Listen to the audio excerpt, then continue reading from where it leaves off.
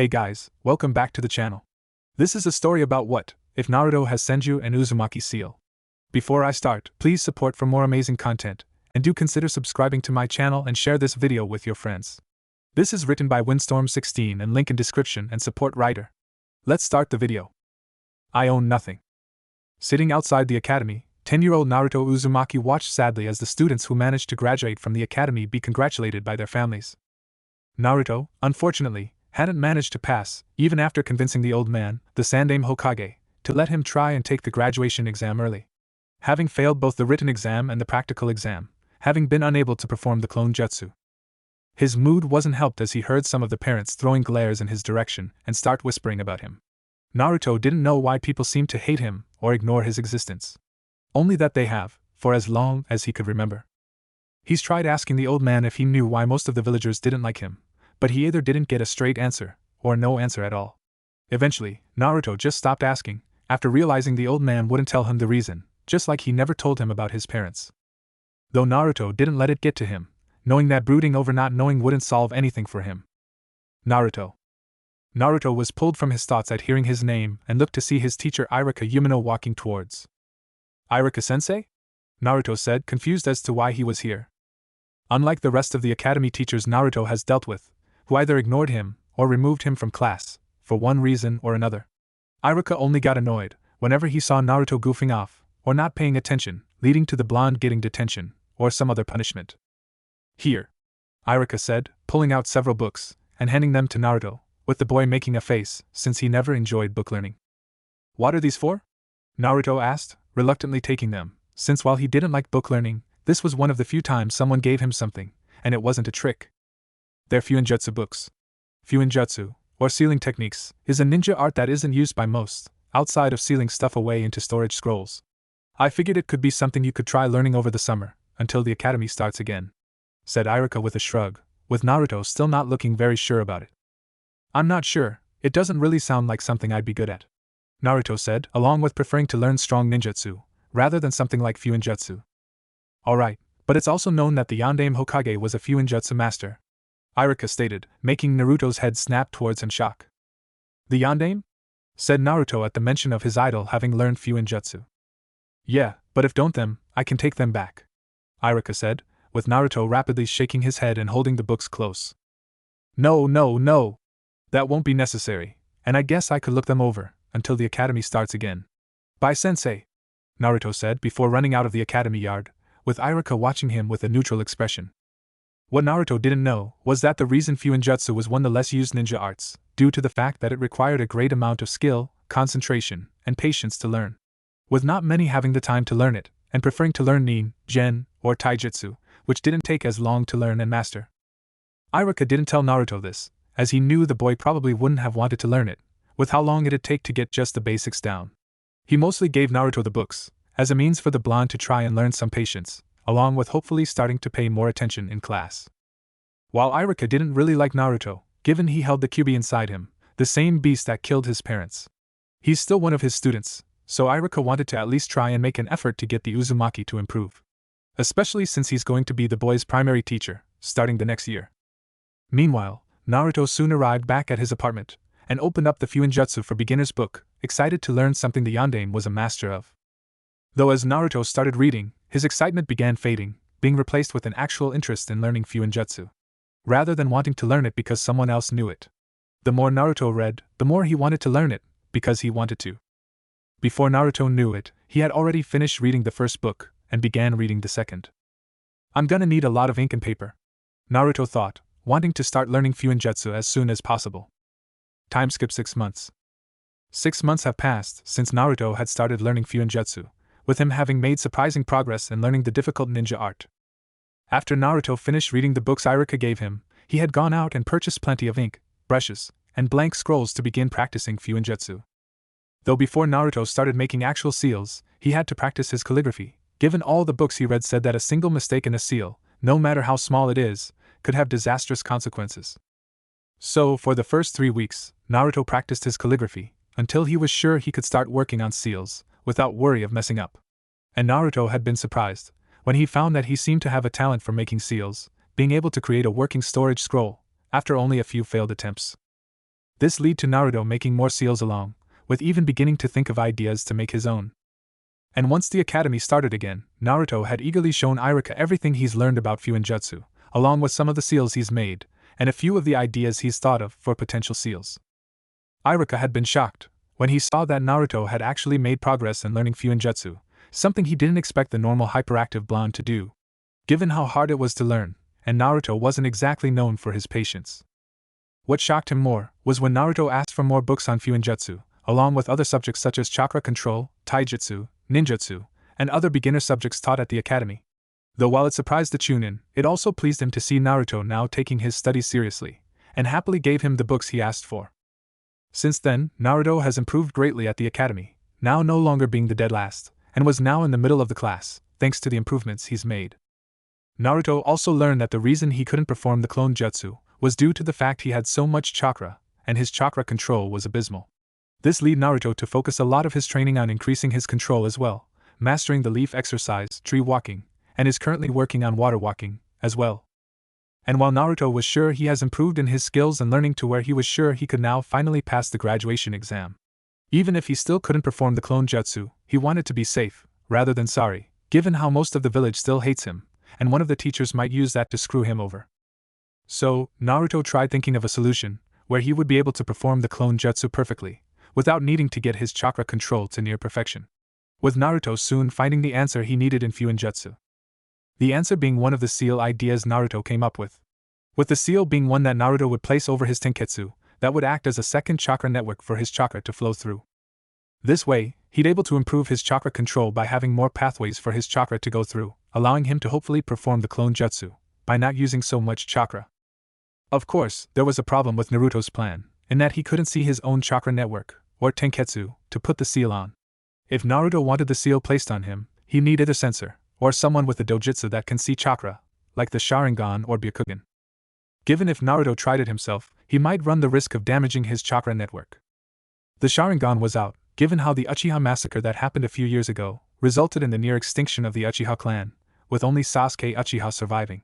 With Sasuke also not having awakened his Sharingan yet, and even if he did, Naruto doubted he'd help him, given how they weren't on the best terms. His other classmate, Ino, was likely a censor, with her clan's mind-based ninjutsu, but she probably wouldn't help him, either. As even with his improvements, she didn't have the best opinion of him, still seeing him as a blonde loudmouth. Ironic, given Ino is a blonde loudmouth herself. Naruto also couldn't ask Hinata, or that Niji kid, in the year ahead of him, for help either. Since Hinata couldn't even speak a full sentence to him, without fainting, while Niji, like Ino, didn't have the best opinion of him either, seeing him as a failure, no matter his improvements.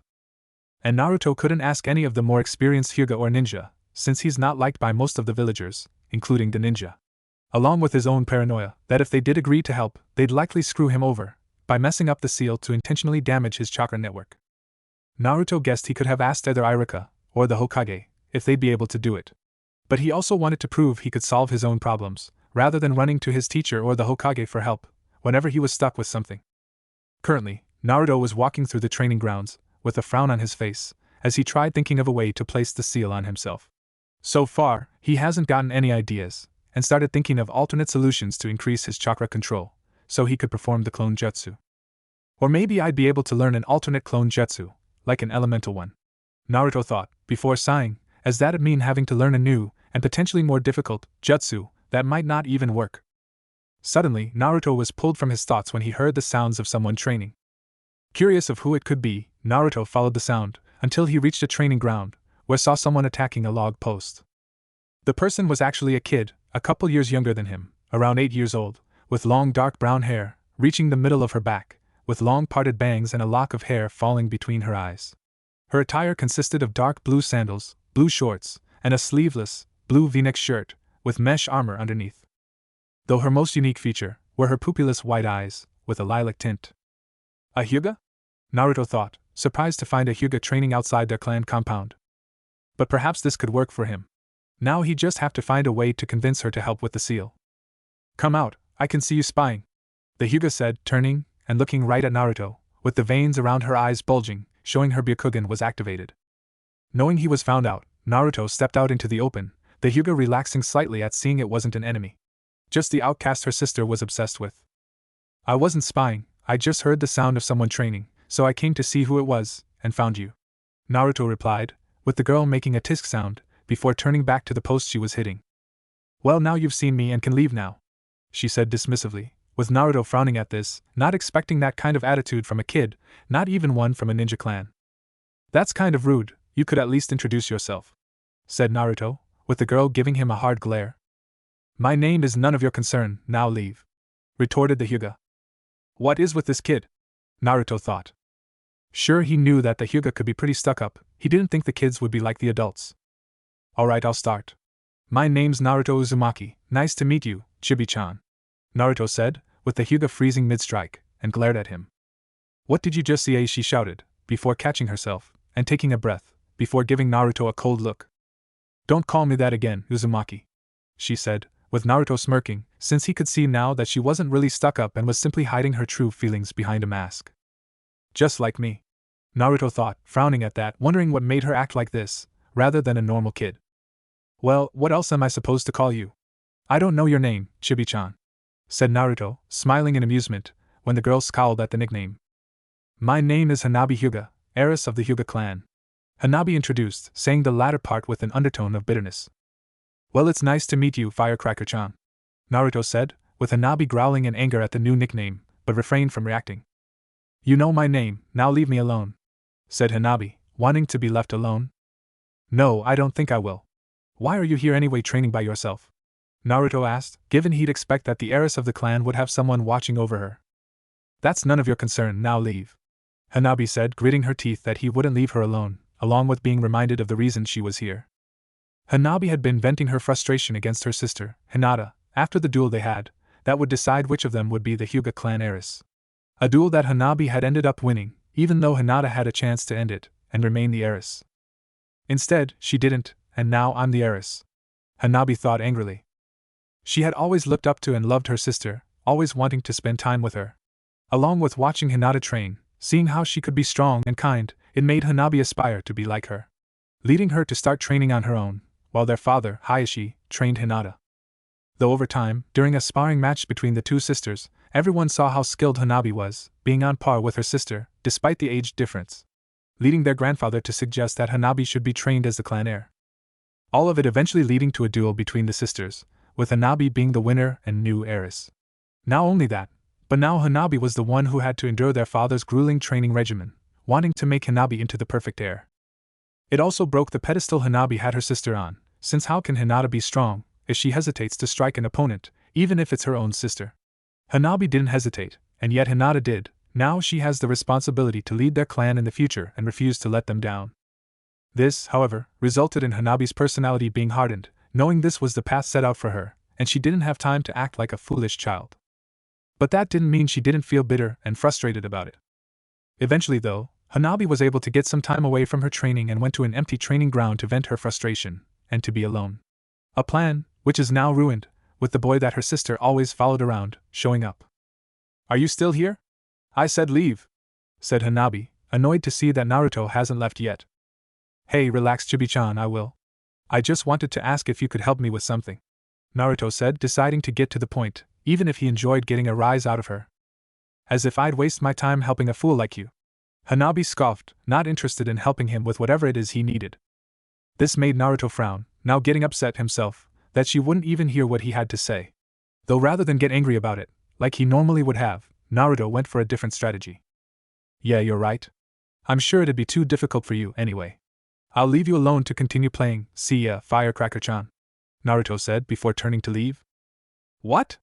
I doubt anything you need help with would be difficult for me, said Hanabi, feeling indignation that he dared think that she'd have difficulty with anything. No, it's fine. Besides, it'd probably just go right over your head, with how short you are, Chibi-chan, Naruto said, smirking, with Hanabi scowling at seeing he was still using those nicknames. Height has nothing to do with it. Now what did you need help with? Hanabi exclaimed, her pride now refusing to let him leave, until she proved him wrong, and showed that whatever he needed help wasn't difficult for her. I don't know, how do I know you won't just say no, after hearing me out? Questioned Naruto, with the Hyuga girl growling at the continued back and forth. Tell me what you want or stop bothering me, Hanabi shouted, her frustration finally shattering her cold exterior, letting her true personality out. Though only for a moment, before she quickly recomposed herself, refusing to show such a weakness. Alright, how about this? A spar me against you right now. If I win, you have to help me with what I need, but if you win, I'll admit that you're superior, and be your servant for a month. How does that sound? Naruto challenged, with Hanabi smirking at this, believing it'd be an easy win for her, along with the chance at making Naruto into her servant for a month, giving her the perfect chance to get back at him. I accept your challenge. Be prepared to lose, Uzumaki, Hanabi said, getting in her stance, while Naruto got in his own stance. Whatever you say, Firecracker-chan, replied Naruto, smirking, while Hanabi growled at the nickname. Without warning, Hanabi charged towards Naruto at a very impressive speed, with Naruto being momentarily surprised by it. Thankfully, he was able to react in time to dodge, or deflect, her palm strikes, while not wanting to really hurt her. Though that didn't mean Naruto didn't attack as well, seeing that Hanabi was definitely more skilled than he had originally believed for someone her age. I gotta say, Chibi-chan, you're better than I thought, Naruto remarked, sidestepping another palm strike, while hitting her in the back of the head with his elbow, making Hanabi stumble forward with a scowl, before seeing how close he was standing, and saw her chance. You haven't seen anything yet, because now you're within my range of division, Hanabi said, getting into her stance again, before she started striking Naruto's tenketsu. 2 palms. 4 palms. 8 palms. 8 trigrams, 16 palms. Hanabi finished the strikes with a palm thrust to Naruto's stomach, making the blonde skid back with a grunt of pain. The girl smirked, believing she had won the spar, only for Naruto to remain standing, and looked at her. Wow, that was pretty great. But you'll have to do a lot more than that to take me out, Chibi-chan, said Naruto, smirking, with Hanabi growling in anger that he just won't go down, and immediately rushed him. But even with some of his tenketsu closed, Naruto was still fast enough to dodge Hanabi's strikes, which only fueled the girl's anger, with Naruto's next comment being what finally pushed her over the edge. Hey, you wanna take a break, Firecracker-chan? You're looking kind of red. In fact, your face is pretty round too, and with it turning red like that, you're starting to look like a tomato. That's what I'll call you, Tomato-chan, Naruto said with a teasing grin. Mindscape. Minato couldn't help but back away slowly from Kushina, as they were watching the spar, knowing that their son had just said something that was considered forbidden to his redhead wife, even more taboo than calling an Akimichi fat. I don't know if I should be furious at Naruto for saying that, or proud of him for getting under a Hyuga's skin like that, Kushina muttered, looking absolutely torn between chewing out her son in rage, even if he can't hear her, or laugh hysterically at what Naruto had managed to accomplish. But one thing's for sure, if she was alive, he would be so grounded, regardless of what her reaction was. Training ground. Hearing this, Hanabi's eyes widened in anger, as her cold exterior finally shattered completely, before she lunged at Naruto, screaming in rage. I'm gonna beat your stupid face in, Hanabi screamed, swearing to knock that smile right off his face. Got her, Naruto thought, seeing that he finally got through to her, beneath that mask. Though he also couldn't help but feel a cold shiver down his spine. Like he had just dodged a bullet but doesn't know why. And seeing her jump at him, Naruto stepped to the side, and wrapped an arm around Hanabi, pulling her out of the air and against him, before holding a kunai against her throat. I believe this means I win, Naruto stated, as Hanabi's eyes widened in shock. I lost? I lost to this ahhhhhhhh. Hanabi mentally screamed in frustration, at having lost to this frustrating and annoying blonde. So you'll help me now? Said Naruto, letting her go and putting his kunai away, with Hanabi nodding in defeat, as she was bound by her word. Yes, I'll help you. So what did you need help with? Hanabi asked in resignation. Great, come on. I'll show you at my apartment, Naruto said, leaving the training ground, with Hanabi following behind him. Later. After arriving at his apartment, Naruto told Hanabi what he needed her help with, along with showing her the seal he wanted to place over his tenketsu.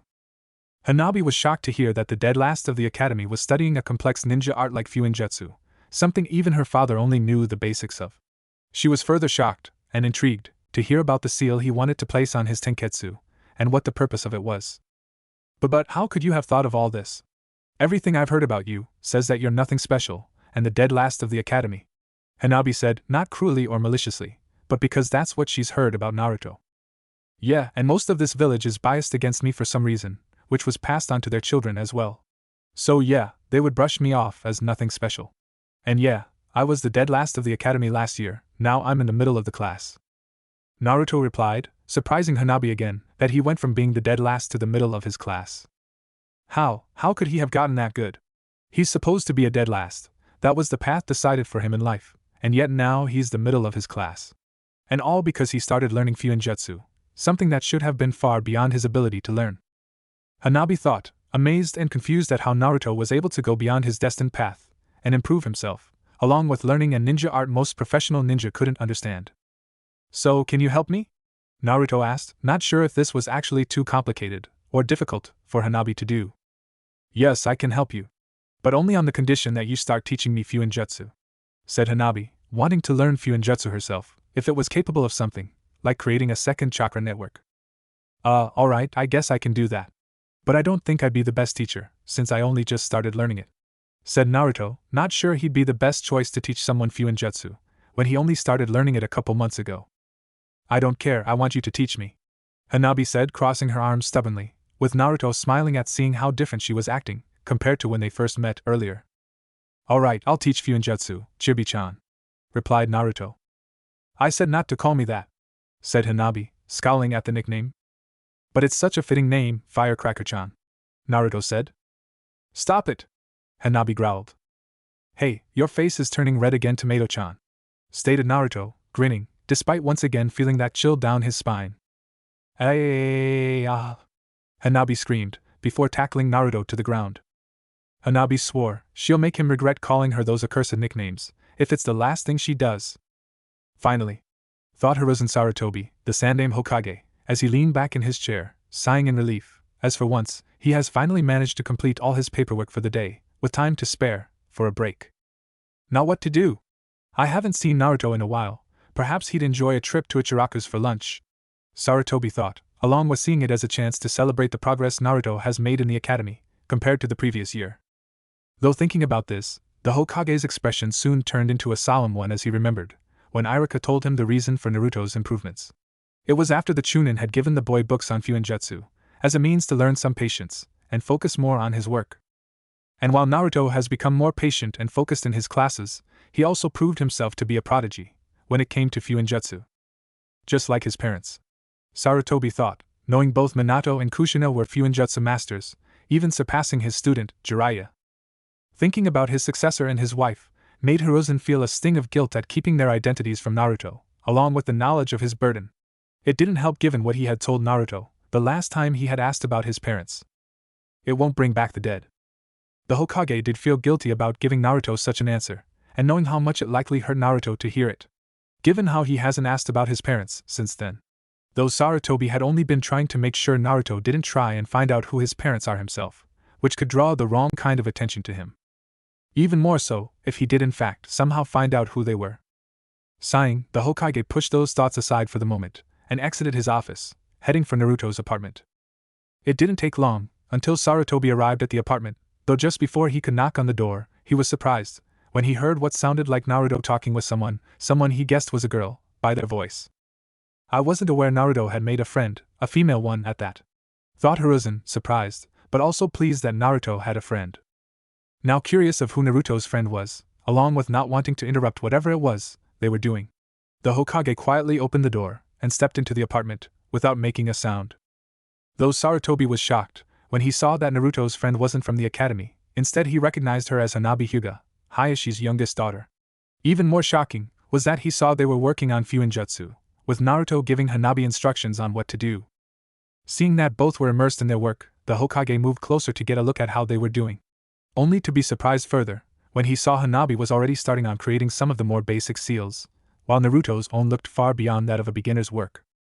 Iruka wasn't kidding when he said Naruto's advanced in Fuinjutsu, thought Sarutobi, not expecting Naruto to be far enough ahead, that he started teaching someone else Fuinjutsu, even more so, as he saw the young Hyuga's work seemed very well done, for someone her age. Moving out of sight, in case one of them sees him, and not wanting to disturb them, the Hokage merely observed, as the two continued. How does this look? Hanabi asked, showing Naruto the storage scroll she had been working on, and finally finished. Grabbing the scroll, Naruto looked the seal over, searching for any mistakes, or anything that wasn't in the correct spot. After not seeing any mistakes, or anything out of order, Naruto set the scroll down and placed some items on it, to see if it worked. Before smiling, when the items vanished in a puff of smoke, and reappeared after unsealing them. It's really good, you were able to create a functioning storage scroll, Naruto said, Hanabi smirking proudly at her success, only for it to be replaced with a scowl at his next words. It just took you 8 tries to finally get it right, Chibi-chan," added Naruto, now sporting a teasing grin. "No, I didn't. I only messed up 7 ti. Shut up. And stop calling me that," Hanabi said, blushing in embarrassment at the reminder of her mistakes. "Maybe, but now, I really can call you Firecracker-chan, with how those seals ended," replied Naruto, with Hanabi's embarrassment growing, given her past attempts at creating a storage scroll ended less than spectacularly. "Hey, your face is turning even redder than before too. Say that name, and you die," Hanabi shouted, throwing a blank scroll at Naruto, only for the blonde to duck under the object. "Yeah, Firecracker-chan works better with your temper, always popping off like that," said Naruto, while smirking at the Hyuga heiress. "All of my hate," Hanabi said, glaring at him, while Naruto just grinned at her. The Hokage couldn't help but sweat drop as he watched the squabble between the two, before they started putting everything away. With Naruto calling Hanabi those nicknames, which only served to infuriate the Hyuga even more. Still, it made Sarutobi smile at seeing both Naruto and Hanabi acting like the children they were. Given the stigma Naruto's faced as a Jinchuriki, which the older generation made sure to imprint on the younger generation, despite the Hokage's efforts. While Hanabi has to deal with the pressure and stress of being the Hyuga clan heiress, at such a young age. It was good, seeing them have a chance to act like themselves, rather than what they show everyone, or are expected to act like. Once he saw they had put away everything, the Hokage made his presence known by clearing his throat, getting their attention. "I'm not interrupting, am I, Naruto?" questioned Hiruzen, as Naruto and Hanabi looked at him surprised, with the latter especially being surprised.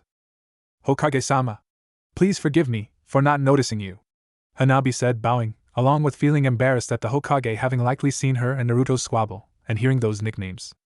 "Old man, what are you doing here?" asked Naruto, making Hanabi look at him with wide eyes at how he addressed the Hokage. "What are you doing? That's the Hokage. Please forgive him, Hokage-sama. I've learned that he doesn't know how to show proper respect," Hanabi said, expecting Sarutobi to be upset at Naruto's casual way of speaking. "It's quite alright, Hanabi, I've gotten used to it by now. As for why I'm here, Naruto, I came by to see if you'd like to join me for lunch, as I have some free time, at the moment. Though I was surprised to see you and Hanabi here, even more so that you two seem to know each other," Sarutobi said, curious to how Naruto and Hanabi became acquainted with each other. "Oh, I actually met her a few weeks ago, by the training grounds," Naruto replied. "Where you interrupted my training," Hanabi said dryly. "And I introduced myself, but she didn't tell me her name, so I called her Chibi-chan," continued Naruto. "Which I have told you several times, to stop calling me," Hanabi stated in annoyance, especially since there wasn't too much of a height difference, since she's only 2 years younger than him. "But when I finally got her name, and saw her temper, I called her Firecracker-chan, and I still think both names are rather fitting.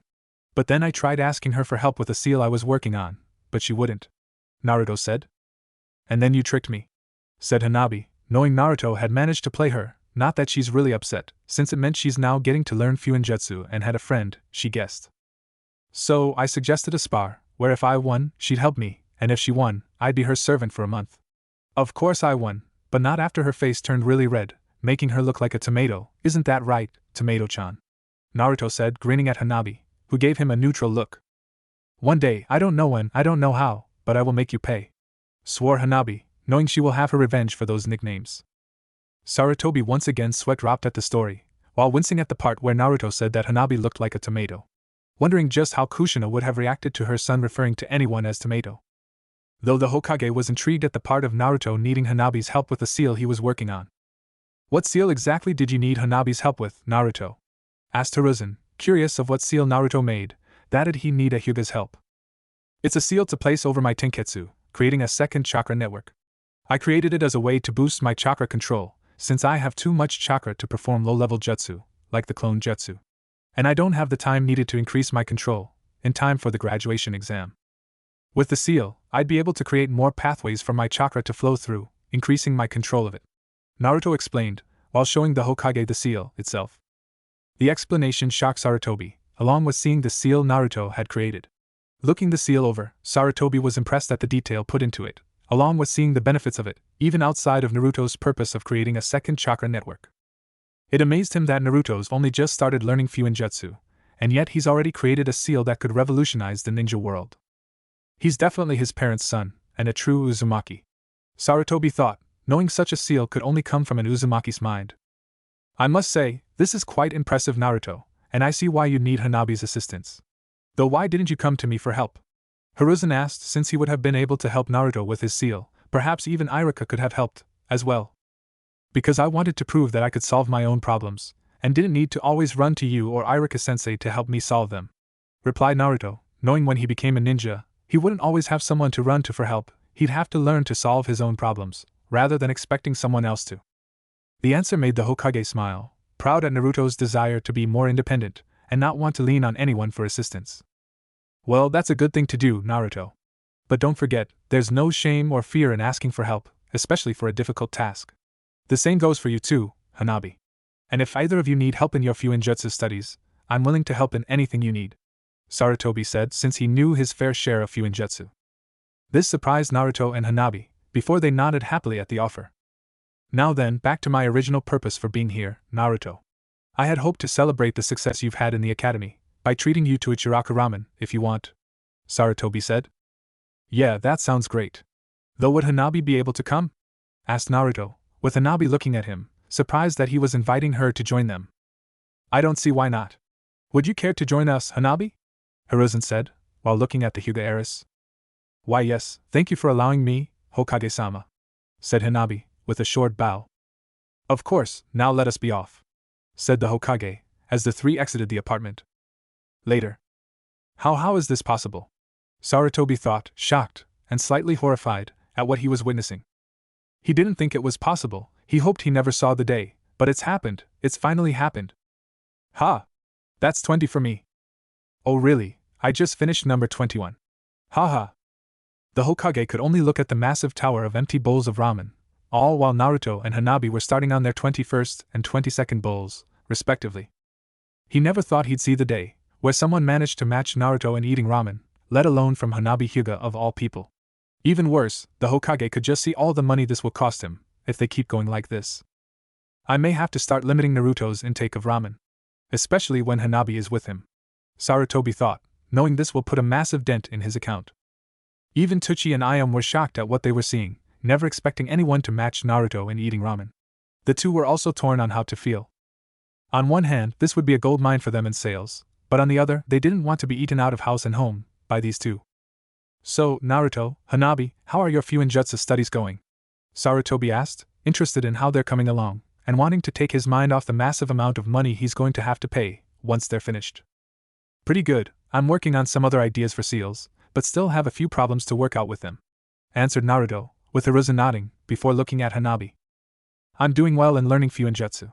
I'm hoping to eventually incorporate it into my Jukin, Hanabi said, wanting to find a way to improve her fighting style, by including Fuinjutsu in it. Hanabi-sama. Hanabi stiffened at hearing her name, and looked to see her sister's caretaker, Ko Hyuga, running towards them, before stopping in front of them. Hanabi-sama, thank goodness, I found you, Ko said, relieved he had found Hanabi, after she had once again snuck out of the compound, with the elder Hyuga narrowing his eyes, when he saw Naruto. Please come with me, Hanabi-sama. Hayashi-sama was very worried, when you suddenly vanished, said Ko, putting a hand on Hanabi's back to guide her back to the compound, and away from the Kyubi Jinchuriki, not liking that both Hyuga sisters have interacted with the boy, now. Seeing this, Naruto frowned sadly at Hanabi leaving, and likely won't be able to hang out with her again, along with getting a sense of déjà vu, at seeing Ko trying to take Hanabi away from him. Only for Hanabi to smack Ko's hand away, not liking the way he looked at Naruto. Well, you can tell my Tusan that I'm fine, and that nothing is wrong, Hanabi said while glaring at Ko. But Hanabi-sama, Hayashi-sama wished for me to bring you back, once I found you, said Ko. And as I said, I am fine, right where I am. Now as heiress, I'm telling you to return to the compound, and tell my Tusan that I will return, when I'm ready, said Hanabi, with Ko hesitating at this, since he now had conflicting orders from the clan head and the heiress. Very well, Hanabi-sama, but I don't believe Hayashi-sama would be pleased at the company you are with, Ko said, making Hanabi's gaze hardening at this, knowing who he meant. I gave Naruto my word that I would help him with something, and I intend to. Or would you have me stain my honor, by going back on my word, Ko? Said Hanabi. And no, Hanabi-sama, Ko replied in defeat. If you wish, Ko, you may tell Hayashi to come and speak with me on the matter, Sarutobi said, with Ko gulping at finally taking notice of the Hokage's presence, and the hard look he was giving him for his behavior towards Naruto. Hi Hokage-sama, said Ko, before leaving the stand to return to the Hyuga compound. Watching Ko leave, Hanabi released a huff in annoyance at him trying to take her back to the compound. Looking at Naruto, Hanabi was confused at the expression on his face as he looked at her, and was worried when he looked to nearly be in tears. Is something wrong, Naruto? Hanabi asked, worried he had been upset at Koe's behavior towards him. And no, that was just the first time anyone stood up for me. Thanks, Hanabi-chan. Naruto muttered, with Hanabi looking at him and surprised at both, him using her actual name for once, and the sudden change from his normal attitude.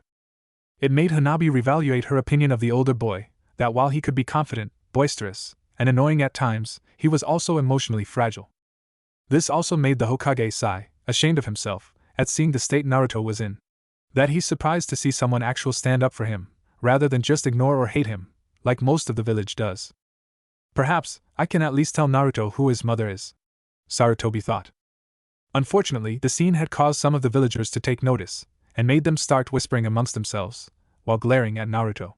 With a few even glaring at Hanabi, as well, for how she defended Naruto, much to Hanabi's confusion, when she noticed the looks from the villagers.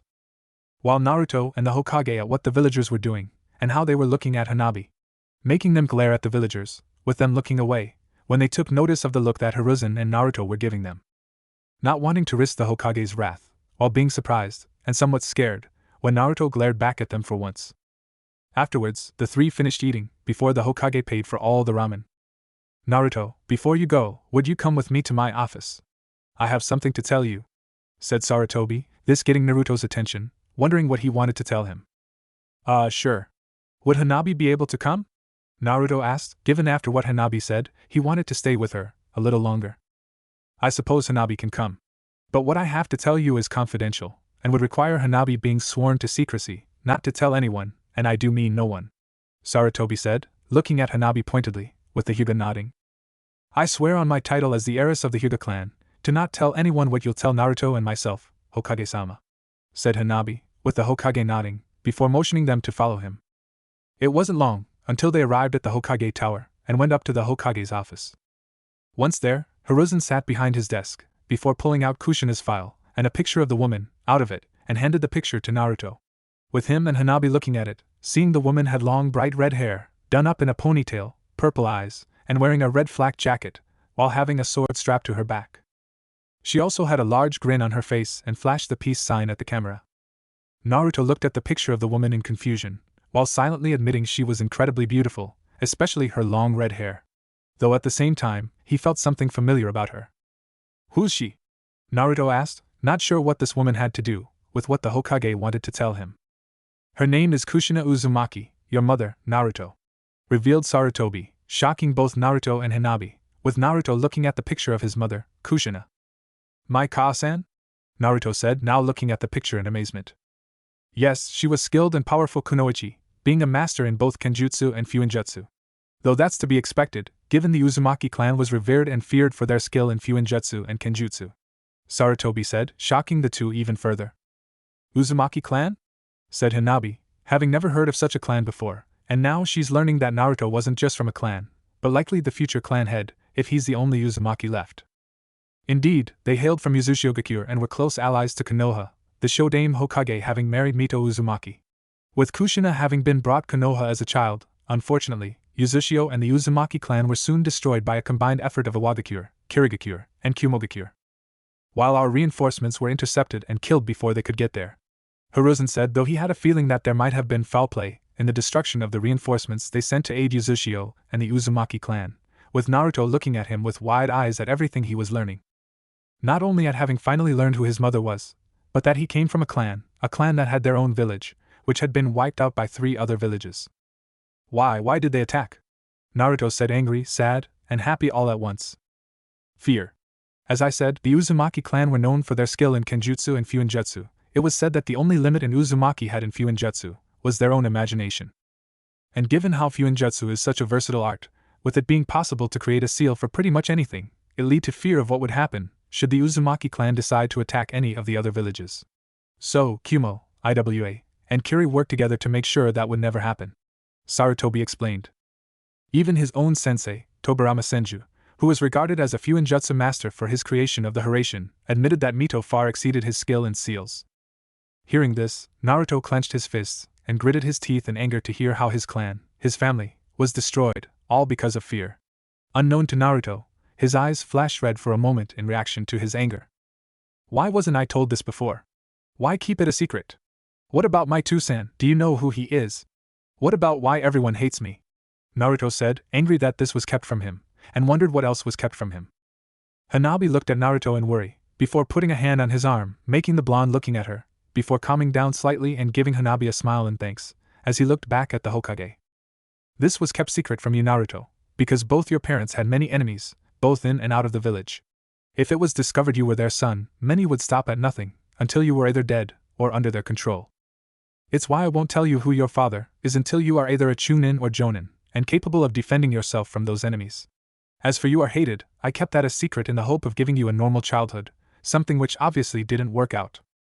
And while you didn't have the childhood I hoped you'd have, I still believe that you deserve to enjoy the ignorance of your burden for a while longer, Naruto.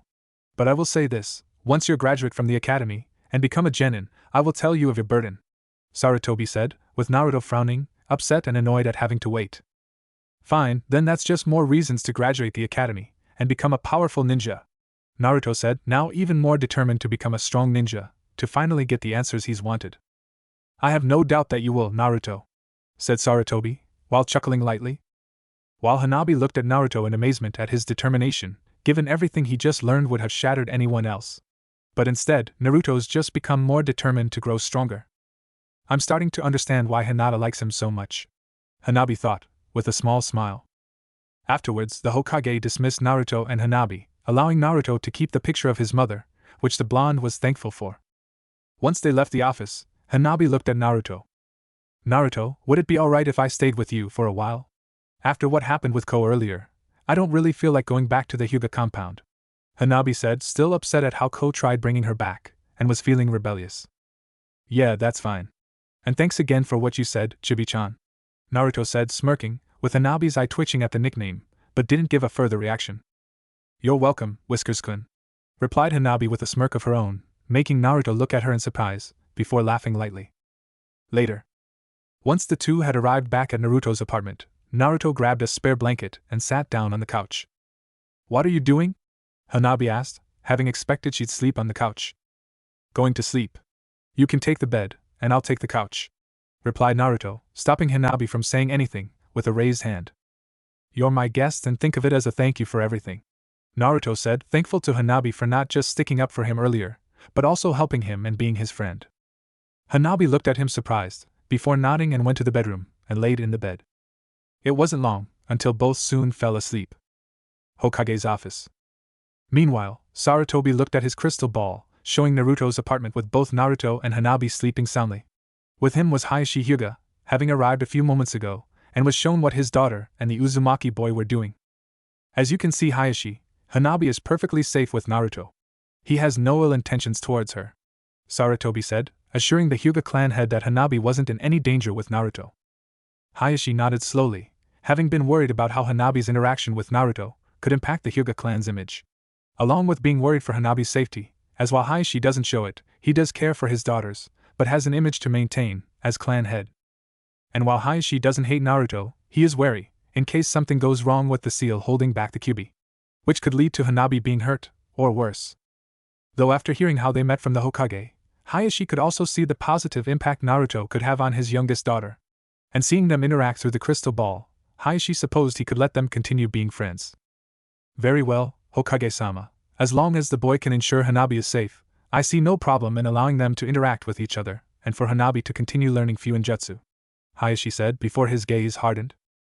Though be sure to inform Uzumaki that if he wishes to go further in his relationship with my daughter, he will wait until she's older and has gained my approval, Hayashi said, being able to see that even if they've only just started interacting, there are developing signs of attraction between Hanabi and Naruto. I'll be sure to inform Naruto, replied Hiruzen, though doubting it would be needed. Nodding, Hayashi gave a bow before leaving the office, while the Hokage turned back to the crystal ball, showing Naruto and Hanabi's sleeping forms. Glad to see the positive influence they had on each other, and knew it would only grow as they continued spending time together. Several weeks have passed since Naruto finally learned who his mother was, along with learning about the Uzumaki clan. The latter of which had come as a complete shock for him, learning that he had come from a clan, one that was skilled in Fuinjutsu. Though Naruto wasn't as happy as he normally would have been, given he also learned his clan had been wiped out by 3 of the 5 great nations. But he was also still glad to finally know at least one of his parents, along with being able to find out who his father was, once he became a Chunin, or Jounin. Along with learning why everyone hates him, after graduating from the academy. This had given him more determination to grow stronger, and finally get the answers he's always wanted. Currently, it was the month of October, with Naruto and Hanabi in the former's apartment. Hanabi was scanning Naruto's chakra network with her Byakugan, trying to locate all 361 Tenketsu points in his body. They were preparing for eventually putting the Tenketsu seal, as they've taken to calling it, on Naruto, to create a second chakra network. You know my birthday will be coming up soon, on October 10th, that means I'll be 3 years older than you, Chibi-chan. Naruto teased, with Hanabi giving him an annoyed look. Humph, so what Whiskers-kun, my birthday will be on March 27th, so we'll be back to being 2 years apart. Of course, we're still years separated in terms of skill, Hanabi said while smirking. Oh, don't worry, Chibi-chan, I'm sure you'll be as strong as me, one day, replied Naruto. I meant I'm stronger than you. And that spar we had doesn't count, you tricked me, Hanabi exclaimed. Maybe, but at least I never blew myself up when practicing Fuinjutsu, Naruto stated, smirking, while Hanabi's face turned red in embarrassment. Yeah, well, shut up, said Hanabi, after she couldn't think of a comeback, and went back to locating his Tenketsu.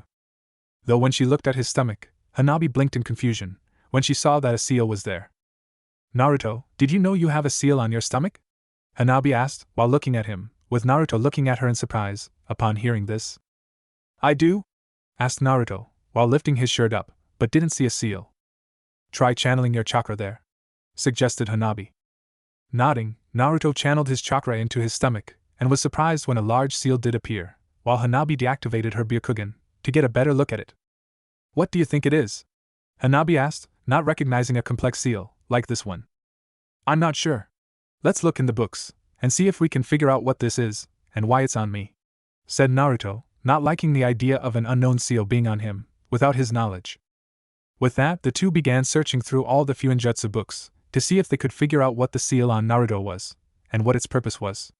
Unfortunately, neither of them managed to find anything about the seal, in the books they had. Meaning it was either a highly advanced seal, beyond their current level, or it was a recently created seal, and there wasn't much information on its purpose. I couldn't find anything on what the seal is. The closest it could be is either a summoning seal or a storage seal, Naruto said, looking at an image of both seals, and figured the one on him might be a variant of either of them. Well, if it is one of those seals, maybe it was put there by your mother either to summon something to help you, if you were ever in danger, or holding something for you to one day release, Hanabi said, as that seemed the most likely reason to put the seal on Naruto, and why it was on him. Then let's try activating it, said Naruto, since if his mother did put this seal on him for either of those reasons, he wanted to test it. If it was summoning seal, and whatever was summoned knew his mother, Naruto hoped to learn more about her from whatever is summoned. But if it's a storage seal, Naruto wanted whatever it was that his mother left him. Either way, Naruto wanted to find out what the seal was, and what it did. Mindscape. Meanwhile, within Naruto's mindscape, the Kyuubi no Yoko slept peacefully, all while waiting for the day its container accessed its chakra, and began weakening the seal, allowing the fox to eventually regain its freedom. Though suddenly, and without warning, the Kyuubi was violently awoken up and thrown around, when hurricane-force winds appeared. Shouting in surprise at what just happened, the Kyuubi didn't have time to try and hold itself down, as it was thrown around its prison. Thankfully, the winds soon stopped, with the Kyuubi falling upside, with its butt in the air, and its tails covering its faces. Growling in annoyance and anger at what just happened, the Kyuubi searched through the brat's memories to find out what the hell just happened. With the fox cursing loudly, once it saw what happened, along with cursing its former host and the man who sealed it away, for a third time. I fucking hate Fuinjutsu, muttered the Kyuubi, as it laid back down, to go back to sleep. Real world. Back in the real world, the ninja of Konoha weren't ignorant to the sudden spike of chakra, with the more experienced ones tensing at feeling of traces of the Kyuubi's chakra. The Hokage and Hayashi had also felt the sudden chakra spike, and knowing where it came from, rushed over to Naruto's apartment, to make sure Naruto and Hanabi were alright. Naruto, are you and Hanabi alright? The Hokage asked, as he and Hayashi rushed into the apartment, prepared for the worst. But to their relief, aside from Naruto's apartment being a complete mess, Naruto and Hanabi were alright, while groaning as they got up from being thrown around by the sudden burst of chakra. Okay, next time we find an unknown seal, let's not mess with it, until we know what it is, Hanabi said, with Naruto nodding in agreement. Ditto, muttered Naruto, shaking his head, while feeling like the room was still spinning. They were just thankful they put everything away, before messing with the seal on him. So, they didn't have to worry about their books, seals, scrolls, and notes getting ruined or destroyed. Naruto, what happened? Sarutobi asked, worried that they could have unintentionally ended up weakening the seal, holding back the Kyuubi. We were originally trying to locate my tenketsu, for when we'll put the seal I made on them, when Hanabi found a seal on my stomach. Naruto replied, with the Hokage and Hayashi tensing at hearing this, while Hanabi nodded in at his words. When we saw it, we tried looking through the books, to see if we could find out what it was, but couldn't find anything on it. We thought it might be a storage or summoning seal that was put on Naruto by his mother, and tried activating, to see if we were right. Instead, it just released a powerful burst of chakra that caused this. Hanabi said, while motioning to the messy apartment. I see. Would you mind if I looked at this seal, Naruto? Hiruzen asked, relieved they didn't know what the seal actually was, and wanting to make sure they hadn't inadvertently weakened it. Nodding, Naruto lifted his shirt as the seal appeared, with the Hokage looking it over to see if it showed any sign of weakening. While Hayashi activated his Byakugan and looked at Naruto's chakra, seeing if it's changed at all from the Kyuubi's chakra mixing with it. Thankfully, from what they could see, the seal was still intact and didn't show any signs of being damaged. Though they did see that part of Naruto's chakra that was sealed with the Kyuubi had been released, increasing his chakra reserves exponentially. Well, from the looks of it, the seal doesn't seem to be damaged or weakened, Sarutobi said, relieved, while Hayashi nodded in agreement. Yes, but I don't think it needs to be said that neither of you will tamper with it any further, said Hayashi, while looking between his daughter and Naruto. Yes, Toussaint, Hanabi replied. Yeah, we won't mess with it again, said Naruto, both of them having already agreed not to mess with the seal, given what just happened. Nodding at their words, Sarutobi and Hayashi prepared to leave, though the Hyuga clan had stopped and held out a few scrolls to Hanabi. Hanabi, while I am fine with you learning Fuinjutsu and spending time with Uzumaki, I still expect you to keep up with your training in the Jukin, improving your Byakugan, and studies as heiress of the Hyuga clan, Hayashi said, having originally been on his way here to give Hanabi these scrolls anyway, with the chakra spike only making him arrive quicker. Though Hayashi was aware that if Hanabi chose to pursue a relationship with Naruto, there was a chance that Hinata would become the heiress again. But until they get to that point, it'd be best for Hanabi to continue her studies, as a potential future clan head of the Hyuga clan. And if the two do enter in a relationship, and Naruto decides to bring back the Uzumaki clan in Konoha, it'd be best for Hanabi to learn about the village's politics. Whether she remains heiress or not, it will be important for her to continue her studies. Yes, Toussaint, Hanabi replied, while taking the scrolls. With that, both the Hokage and Hayashi took their leave, with Naruto and Hanabi cleaning up the apartment. Once the apartment was mostly cleaned up, the two went back to scanning Naruto's chakra network, to see if anything is different. Your chakra reserves have doubled, Hanabi said, surprised to see the large increase in Naruto's reserves. Really? They doubled just from messing with that seal? Naruto asked, also surprised by this news. This only made them more intrigued of what that seal is, and how it managed to increase his reserves by that much. But they weren't going to mess with it any more than they already have.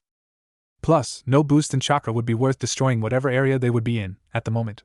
Not to mention, they might have to recalibrate the Tenketsu seal, because of the boost, just in case the change in chakra levels might affect it. Time skip October 10th. October 10th, Naruto's birthday and the day of the Kyuubi attack. It was a great day of celebration and mourning for Konoha, celebrating the day the Yondaime defeated the Kyuubi, while mourning those that were lost. It was also a day where the villagers were more hostile to Naruto than they normally were, which usually meant the blonde kept himself locked in his apartment the entire day, alone. Now though, Naruto and Hanabi were having a private birthday party in his apartment, along with Irika, the Hokage, and the Ichiraku family. Happy birthday, Naruto, Irika said, smiling at his student, while handing him his gift, having eventually gotten over his initial dislike of Naruto, after seeing how much he was improving in the academy. Smiling, Naruto opened the gift and was surprised when he saw it was a ninjato sword, with a book on Kenjutsu. Kenjutsu? Naruto asked. Well, I figured with how much you took to Fuinjutsu, I'm sure learning to use a sword will be a piece of cake, Irika said, having been surprised by Naruto's progress in learning Fuinjutsu, and thought he'd be able to surprise him again, by learning Kenjutsu, as well. Naruto looked at the sword and book, eager to start learning it, especially after hearing that the Uzumaki clan were known for their Kenjutsu. Along with having some ideas for seals he could make, and put on the blade, making it even stronger, with some interesting abilities. Here you go, Naruto, Sarutobi said, handing Naruto 5 scrolls and a scarf, with Naruto seeing that 5 are C-rank ninjutsu for the 5 elements, while Naruto looked at the scarf in confusion. It was turquoise, with light blue lines across it, and tassels at the end. And from what Naruto could tell, it was handmade to the point where he could practically feel the love that was put into it. Your mother made it for you, before she died. Since then, I have been holding until the day came, where I told you of your parents. Since I already told you about your mother, I felt that this would be an appropriate birthday present for you, Hiruzen said, with a grandfatherly smile, as he handed a stunned Naruto a note. Naruto. I hope this keeps you warm. Love, Mom.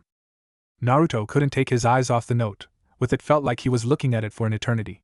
But the moment it did, Naruto felt tears swell up in his eyes, not of sadness, but of joy at having another link to his mother.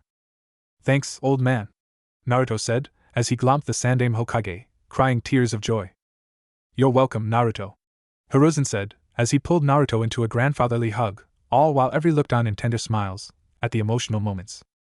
I'm so happy for you, Naruto-kun, Hanabi thought, glad that her friend got another connection to his mother, as she placed her hands over her heart, feeling it skip a beat at seeing Naruto so happy. Though due to all the joy she felt for Naruto, Hanabi had completely missed the suffix that she had added to his name. Here you go, Naruto, they're from me and Tusan. Some free ramen vouchers for Ichiraku. Ayam said once things died down, smiling as she handed her surrogate little brother the vouchers, with the Uzumaki returning the smile. Thanks, Ayam Nichin, said Naruto, with the older girl nodding, before going to help her father with the homemade ramen they were making. Finally, Hanabi stepped forward and handed Naruto her own gift, having gotten him several advanced books on Fuinjutsu. With Naruto taking the books with a smile, liking them even more, because they came from Hanabi. Afterwards, it wasn't long until Tuchi and Ayam came out, and began serving the ramen they made. Though partway through eating, Naruto looked at the Hokage, having wanted to ask him something for a while. Old man, what does it mean to be Hokage? I read some books on it, and it doesn't really seem as great as I thought it was, Naruto said, having dreamed of becoming Hokage, but after what he read, he wasn't so sure anymore, and wanted to ask the Sandaime what being Hokage meant. The question surprised Sarutobi, not expecting to hear it, but leaned back and thought. You're right, being Hokage is not great as many believe it to be. While yes, you are the leader of the village and considered the strongest ninja in it, being Hokage takes more than physical strength, or knowing a great amount of jutsu. You need to be knowledgeable, and have a strong mind. As being Hokage, or a leader in general, means you will have to make tough decisions, sometimes ones that you won't want to make. But you'd have to, if it meant it was for the good of the village.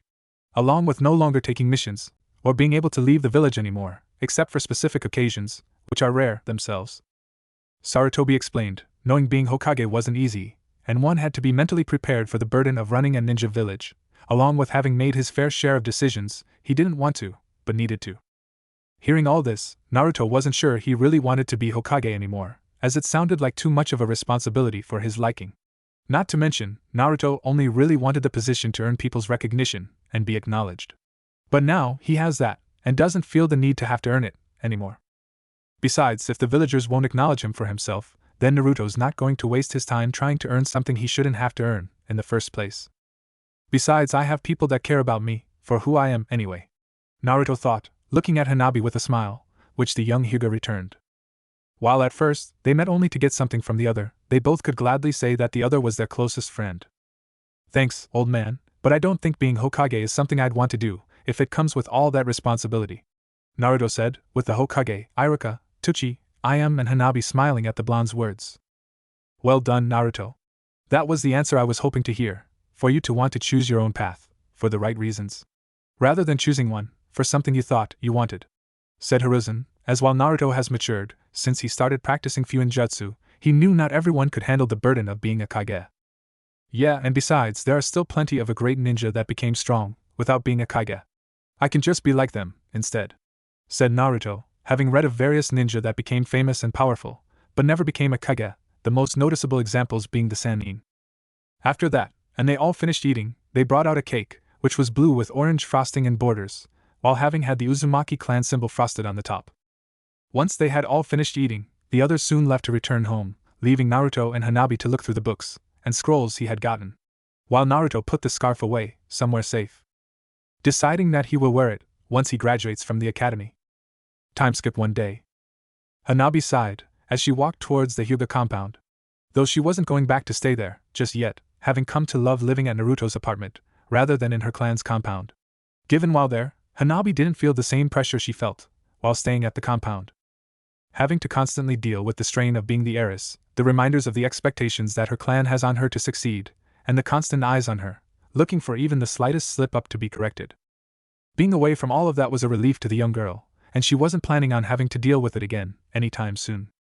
It didn't take long until she reached her father's study and knocked on the door, waiting for a reply before going in.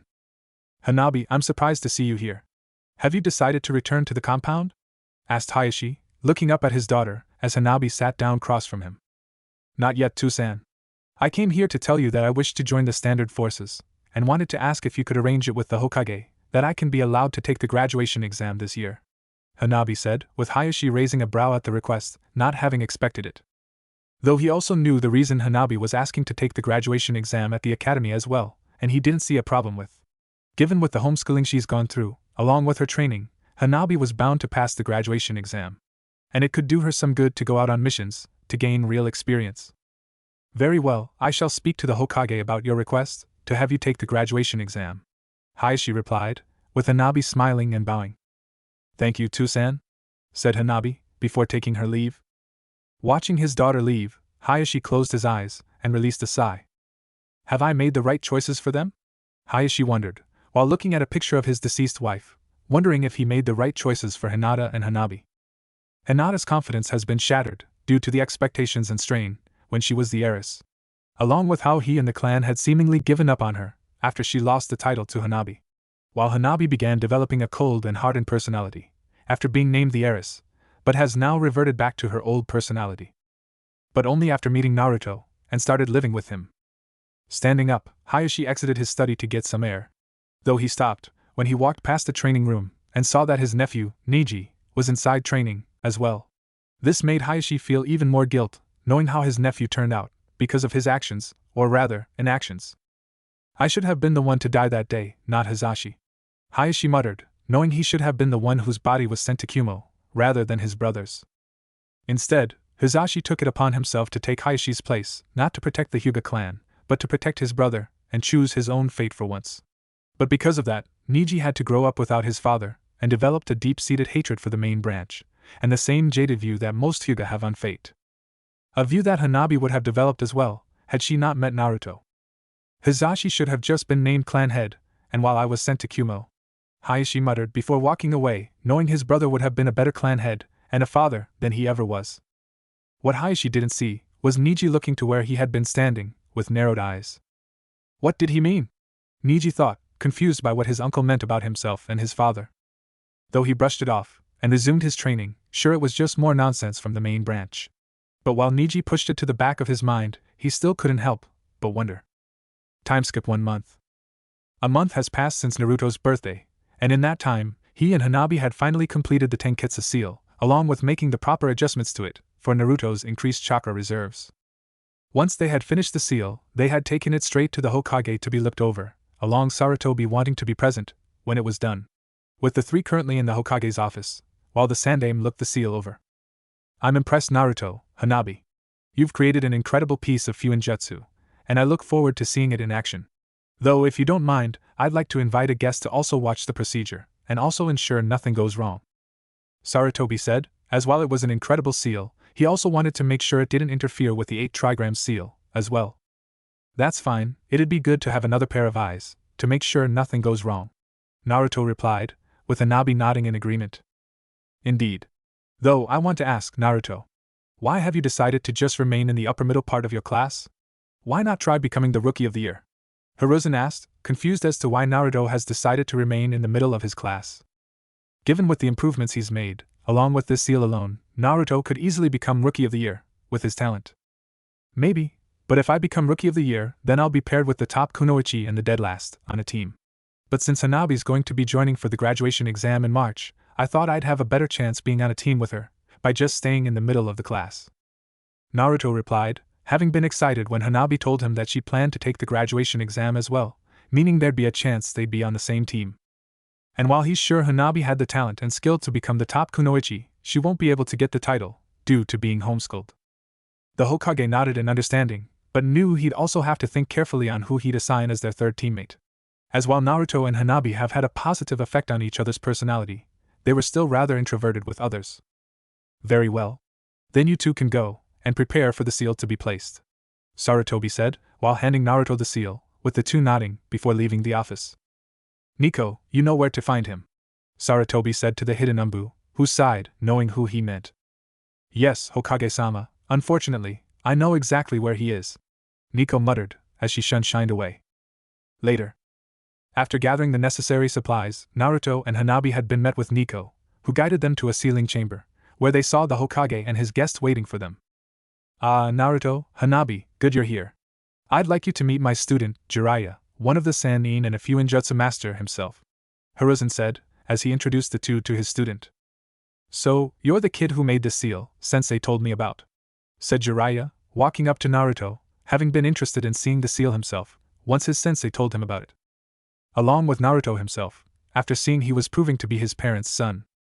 Yeah, I'm the one who made it, Naruto replied before he started getting everything set up, with Jiraiya helping, in order to see how the seal worked. So, Hanabi, how has your own Fuinjutsu training been going? Asked the Hokage. It's going well, Hokage-sama. I've successfully managed to get the basics down. But I believe it'd be best to wait until I've perfected them, before moving on to the intermediate parts, Hanabi replied, wanting to make sure she could do the basic seals perfectly, with no mistakes at all, before moving forward. Indeed, it's always good to be sure you have the basics of any skill mastered, before advancing.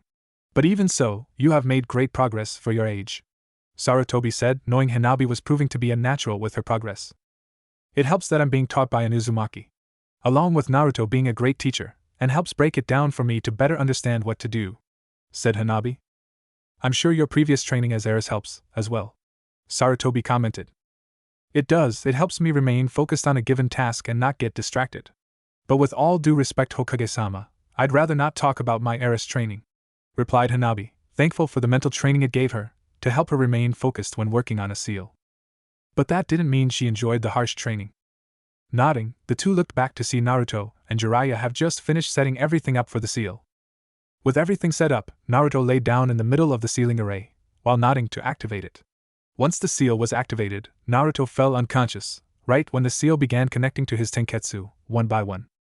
Naruto incorporated a seal to make him lose consciousness for a set amount of time, since he was basically giving himself a second chakra network. A process that would no doubtfully be excruciatingly painful. Hanabi activated her Byakugan to watch the process internally, and make sure nothing went wrong. And she couldn't deny her amazement, as she watched entirely new chakra pathways begin to form alongside Naruto's current ones, with his chakra beginning to flow through them. Though she was curious, when she saw wisps of red chakra going through the new pathways, as well. Finally, it wasn't long until the process was complete, with Naruto remaining unconscious on the ground. He's going to be unconscious for about a week, or two, allowing his body time to adjust to the new pathways, Hanabi said, with the Hokage nodding, having already given Irika a note, explaining why Naruto wouldn't be in class for a bit. Time skipped 2 weeks. Naruto woke up, with his entire body feeling sore. Well, I can still sense my chakra, and I don't feel any damage on my pathways, Naruto thought, glad he hadn't ended up damaging, or destroying, his chakra pathways. Standing up, Naruto looked himself over, to see if there was anything physically wrong, but didn't find anything. The only change he could feel was that he could sense the new chakra pathways in his body. Looking up, when the door opened, Naruto saw Hanabi, the Hokage, and Jiraiya enter the room. Well, kid, did it work? Jiraiya asked, wanting to see if that seal actually worked or not, with Hanabi and Sarutobi also wanting to see if it worked, as well. Only one way to find out, said Naruto, before making a hand sign. Then, to his excitement and happiness, 3 normal clones phased into existence, not looking dead or pale, like they normally would. Yes. It worked. Naruto cheered at having finally mastered the clone jutsu. Hanabi smiled in excitement at seeing that the seal worked, and Naruto could now perform the clone jutsu. Happy for her friend, and herself, for her part in completing it. Well done, Naruto, you've made quite the achievement, said Sarutobi, as now all Naruto and Hanabi needed to do was pass the graduation exam, which they'll be able to with ease. Sensei's right, kid, I doubt even I could have thought of a seal like this. Tell you what, when you become a ninja and I'm in the village, come find me, and I'll see what I can teach you, said Jiraiya, while doubting that even Minato or Kushina would have thought of such a seal. It just showed that Naruto had the talent and drive to surpass his parents. Thank you, I appreciate the offer, replied Naruto, pleased to have earned a Sanin's acknowledgement. Before you go, Jiraiya, I had another task I needed your help with, said Sarutobi, with Jiraiya nodding in acceptance. With that, the four left the room, with Naruto and Hanabi returning home, while the Hokage and Jiraiya went to meet with their potential third teammate, along with fixing another one of the Sandame's mistakes. It's finally time, Naruto thought excitedly, from his seat in the academy. Nearly 4 months have passed since he placed the Tenketsu seal on himself, creating another chakra network. Since then, he and Hanabi have resumed their normal training in Fuinjutsu, with Naruto having also thought of several new seals to create. Mostly to add to his new sword, of which he has been training to use since getting it from Irika. Though he hasn't added anything, besides strengthening seals, sharpening seals and self-repairing seals to his ninjato yet, wanting to become at least proficient enough in using it normally, before adding any of the other seals to it. Currently it was the 3rd week of March, meaning it was time for the graduation exam. At least for those that are having their final year at the academy, or want to take it early, with Naruto planning to be one of those who takes it early. Though not only that, it was also when Hanabi would be able to join the academy, and take the graduation exams, as well. Naruto's attention then turned to Irika, when the Jounin entered the classroom, along with silencing any other chatter that's going on. Alright class, before we begin, I have an announcement to make. We'll be having 2 new students joining us for the year, who have been homeschooled, but have now been allowed to join the academy, so they can take the graduation exams, as well. You can come in now, Irika said, as the door opened again, with Hanabi entering the class, along with another girl, who was in the same age range as Naruto, and the other students. The girl had long brown hair, and light brown eyes. Her hair was straight on one side, but on the other side, it is in a braid. In addition, she sports a clip, with 2 circular designs.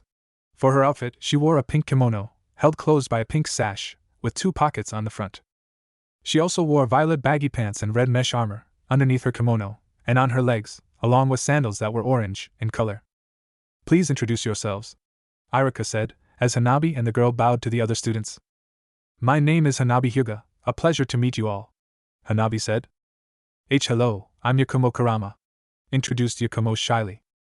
Now then, Hanabi, Yakumo, you may take your seats, and we can begin, said Irika, with the 2 girls nodding, before going to find their seats, with Hanabi going up and sitting on Naruto's right, with Yakumo following.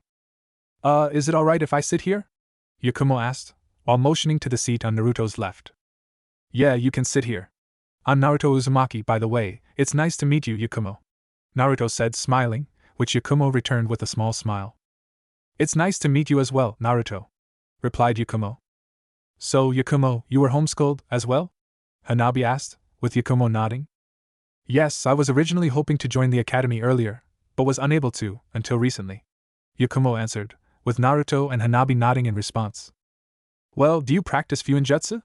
I'm just asking, since you're carrying a brush and notepad in your bag, said Naruto, noticing what was inside Yakumo's bag, when she was sitting down, and couldn't help his curiosity. Only to yelp, when Hanabi smacked him on the head. Don't you know it's rude to look into a girl's bag? Hanabi said, with Yakumo giggling lightly at their banter.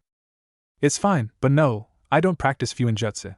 I use my paintings as a medium for my genjutsu, said Yakumo, while pulling out her art supplies. You use your paintings to cast genjutsu?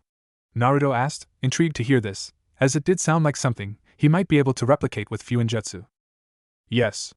My Kekkei Genkai allows me to cast lifelike genjutsu, with it being easier for me to use paintings to cast them, said Yakumo, with both Naruto and Hanabi looking amazed at the fact she can cast lifelike illusions, since even the most skilled genjutsu specialists couldn't do that. Meanwhile, while the 3 were conversing with each other, they didn't notice Hinata looking over at them. Hinata couldn't deny that she felt a little envious at how close Hanabi was to Naruto, along with being able to talk with him so casually.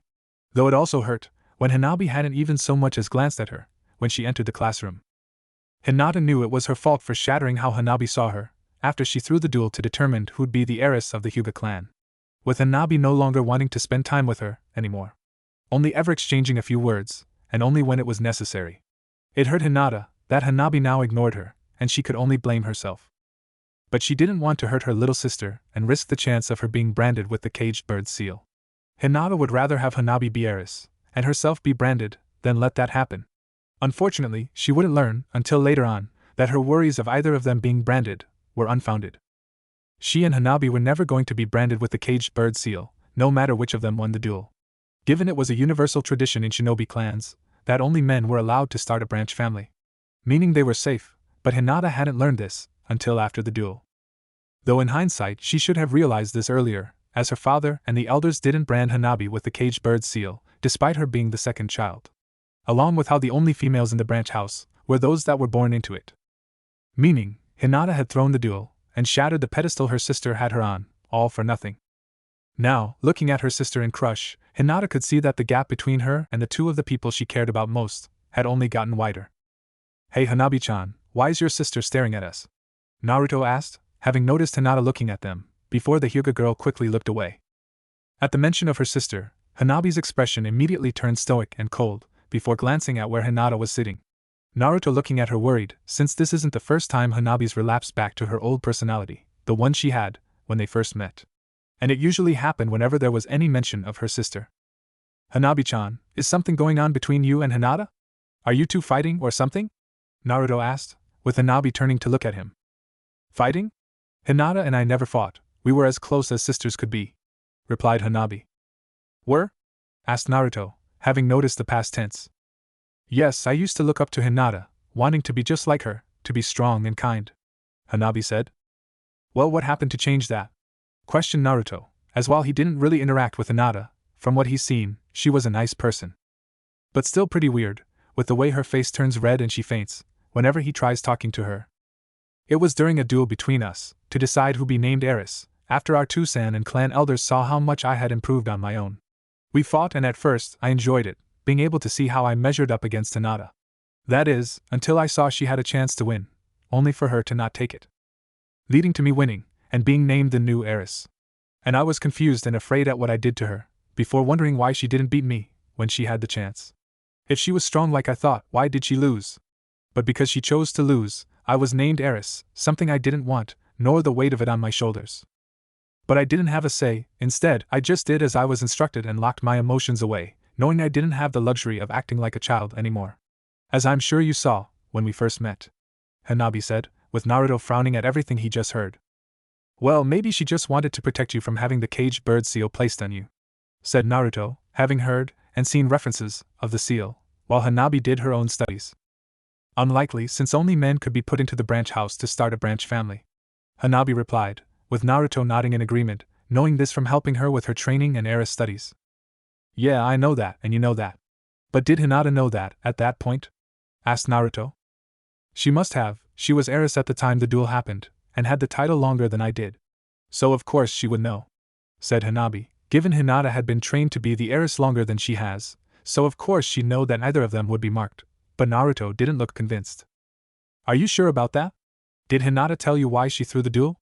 Had she told you that she was aware that neither of you would be branded with the caged bird seal, or shown any signs of being aware of it?" Naruto asked, with Hanabi opening her mouth to give a retort, only to immediately close it as she thought over his words. Did Hinata really not know that either of them would be branded? Did she really believe if Hanabi lost, she would have the caged bird seal put on her? Hanabi looked down at the desk, looking torn at the thought that Hinata threw the duel, just so Hanabi wouldn't be branded. But that'd mean she believed she'd be branded herself, but still chose to lose. She would have let herself be branded, just to protect me? Hanabi thought, before immediately shaking her head, and composed herself. Maybe you're right, maybe Hinata didn't know we were safe from being branded, no matter who was the heiress, or not. But even so, I'm not ready to talk to her about it, not yet, Hanabi said, her mind being confused and jumbled on what to think now. Of course. Just don't forget, she's still your sister, said Naruto, patting Hanabi on the head and smiling at her, before turning to Yakumo. So, Yakumo, besides using genjutsu, what else can you tell us about yourself? Naruto asked, wanting to get to know their new friend.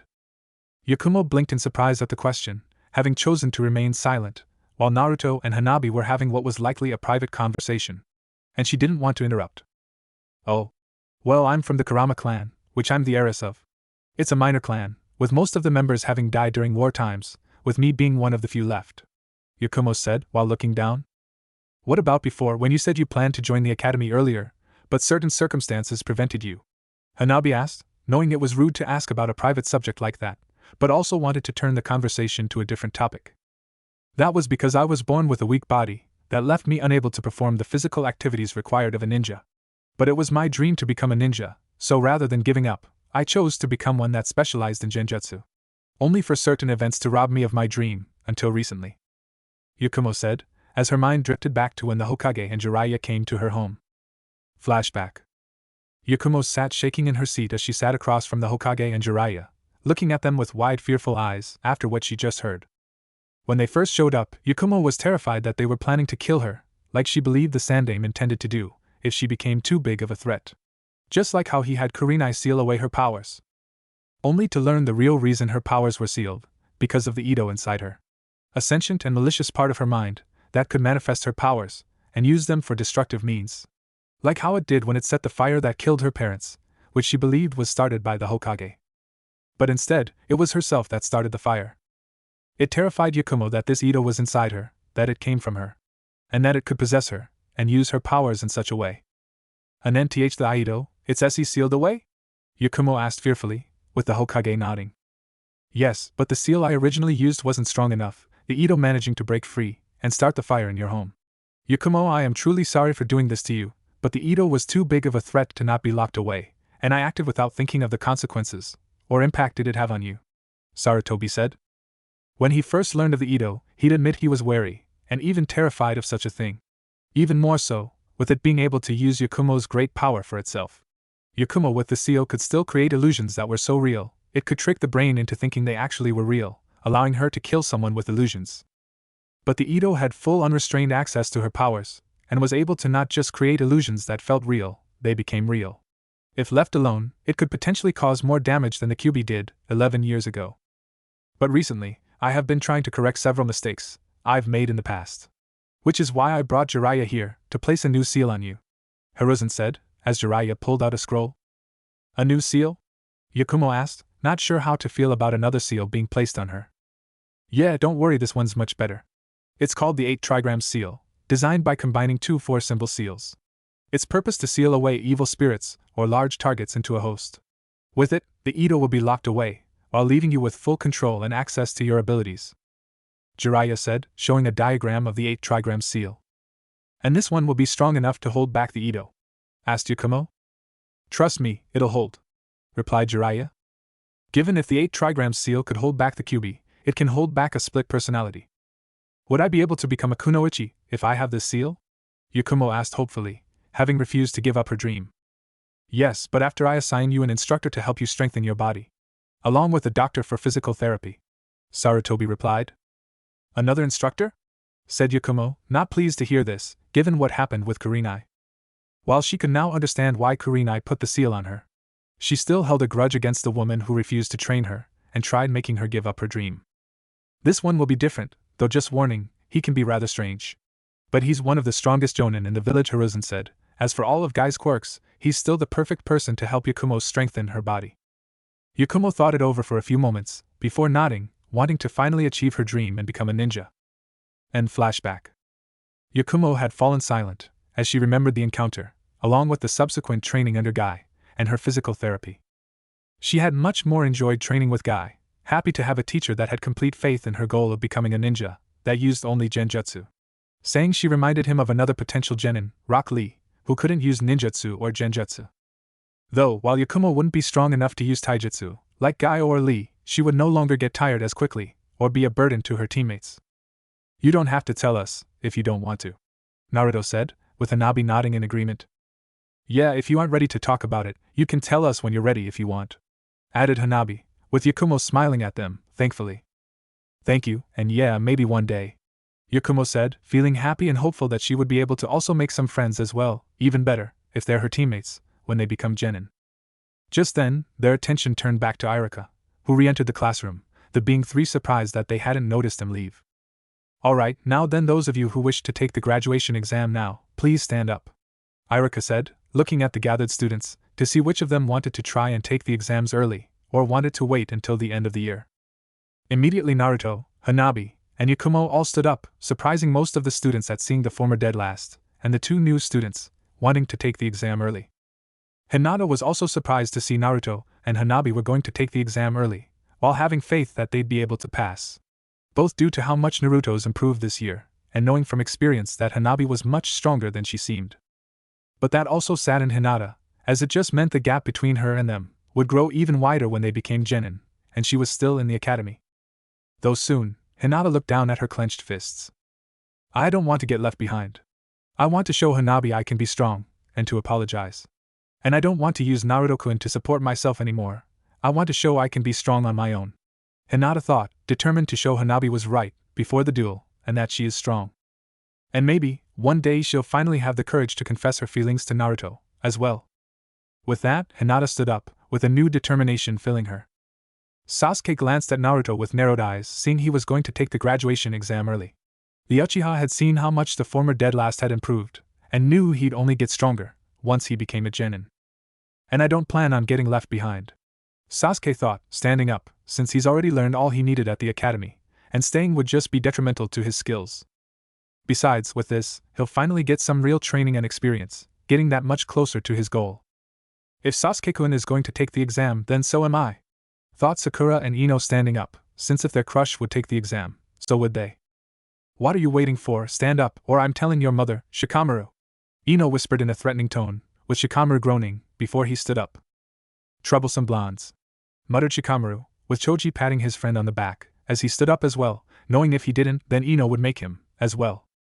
Like hell I'm getting left behind, thought Kiba, standing up, with Shino soon following, as while he wasn't sure he'd be able to pass the exam, if he did, then it'd be good to become a genin sooner, rather than later. Eventually the entire class stood up, with Irika sighing at seeing this. While he's proud to see his students want to prove themselves, and graduate early, he knew that not all of them were ready, and it was just a matter of pride and not wanting to be left behind. Very well, first we'll start with the written exam, before moving on to the practical part, Irika said before he started handing out the papers, while knowing a few of them will manage to pass, but others won't be so lucky. Later. Like I thought. Not many of them passed, but definitely more than I expected, Irika thought, as the final student left the room, while he looked over the list of those that had managed to graduate and become genin. It was just a little over a dozen of the students that were able to pass, with those of note being Naruto Uzumaki, Hanabi Hyuga, Yakumo Kurama, Sasuke Uchiha, Hinata Hyuga, Shikamaru Nara. The rest of the students had failed, and would have to try again next year. Irika then looked at another list, those of students he believed had potential, but also needed more training before they became genin, along with including what kept them from passing. Sakura Haruno and Ino Yamanaka both had the same problem. They were fangirls, plain and simple. Irika, having saw how they only stood up after Sasuke did, and given their preference to focus on their looks to get his attention, it wasn't surprising that they failed. Though perhaps, with Sasuke now a genin, it'd have them focus more on improving themselves as kunoichi, rather than trying to get a boy's attention.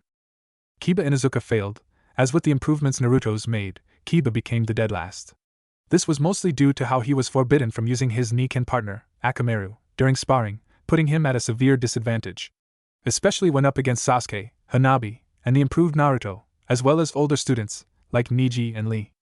While Lee had the same problem of being the dead last of his year, that was due to being unable to use ninjutsu or genjutsu, along with just starting to improve his taijutsu. It also helped that he focused on what he could do, rather than on what he couldn't. Choji Akimichi was the opposite of Kiba. He was just too nice to attack any of his classmates, even more so if he was against Shikamaru. Plus, he tended to focus more on eating than studying and training. And Shino Aburame, he had been close to passing, but still needed to improve more as well, before he could become a genin. Well, I'm sure that by next year, they'll have learned everything they needed to pass and become genin, Irika thought. Meanwhile, outside the academy, Naruto grinned widely as he walked beside Hanabi, both wearing their new forehead protectors. With Naruto's tied around his head, while Hanabi's was tied around her waist, acting as a belt.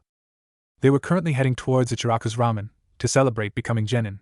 Though not before they had invited their new friend Yakumo, who also passed, and had her forehead protector tied around her left arm, along to join them. With Yakumo happily joining them, excited at both passing the exam and making new friends. While watching them from the entrance of the academy, was Hinata, with her own forehead protector tied loosely around her neck, smiling at her sister and her crush, happy that they both passed. Along with being surprised that she had managed to pass as well, but it made her more determined to prove she did deserve to have become a genin early. Giving them one last glance, Hinata met with her father, before heading to the Hyuga compound, intent to use the 2 weeks they have before team placements, to train and improve herself. Hokage's office. Inside the Hokage's office, the Sandaime and the potential Jounin senseis looked through the Hokage's crystal ball at the students that graduated. Well, it seems we have quite an interesting batch this year, Sarutobi commented, before looking up at the potential senseis. Now then, who among you are willing to step forward and can take on a team? Asked the Hokage. Yash. My guy, request to train Niji Hyuga, Rock Lee, and Tenten, Hokage-sama. Guy said, stepping forward, with his patented good guy pose. I, Genma Shiranui, request Naruto Uzumaki, Hanabi Hyuga, and Yakumo Karama. Said Genma, stepping forward, alongside Guy, with his samban in his mouth. I, Anko Midarashi, request Shikamaru Nara, Hinata Hyuga, and Sasuke Uchiha. Anko said, stepping forward, looking serious as opposed to her normally laid-back attitude. Though inwardly, she was excited at the chance to take on a team of her own, and put the brats through the ringer. All three of those teams would be perfect balanced amongst each other. With a Hyuga on each of them, their Byakugan would be able to allow them to spot enemies hiding or in the distance, while their Juken would be perfect for incapacitating enemies, for interrogation.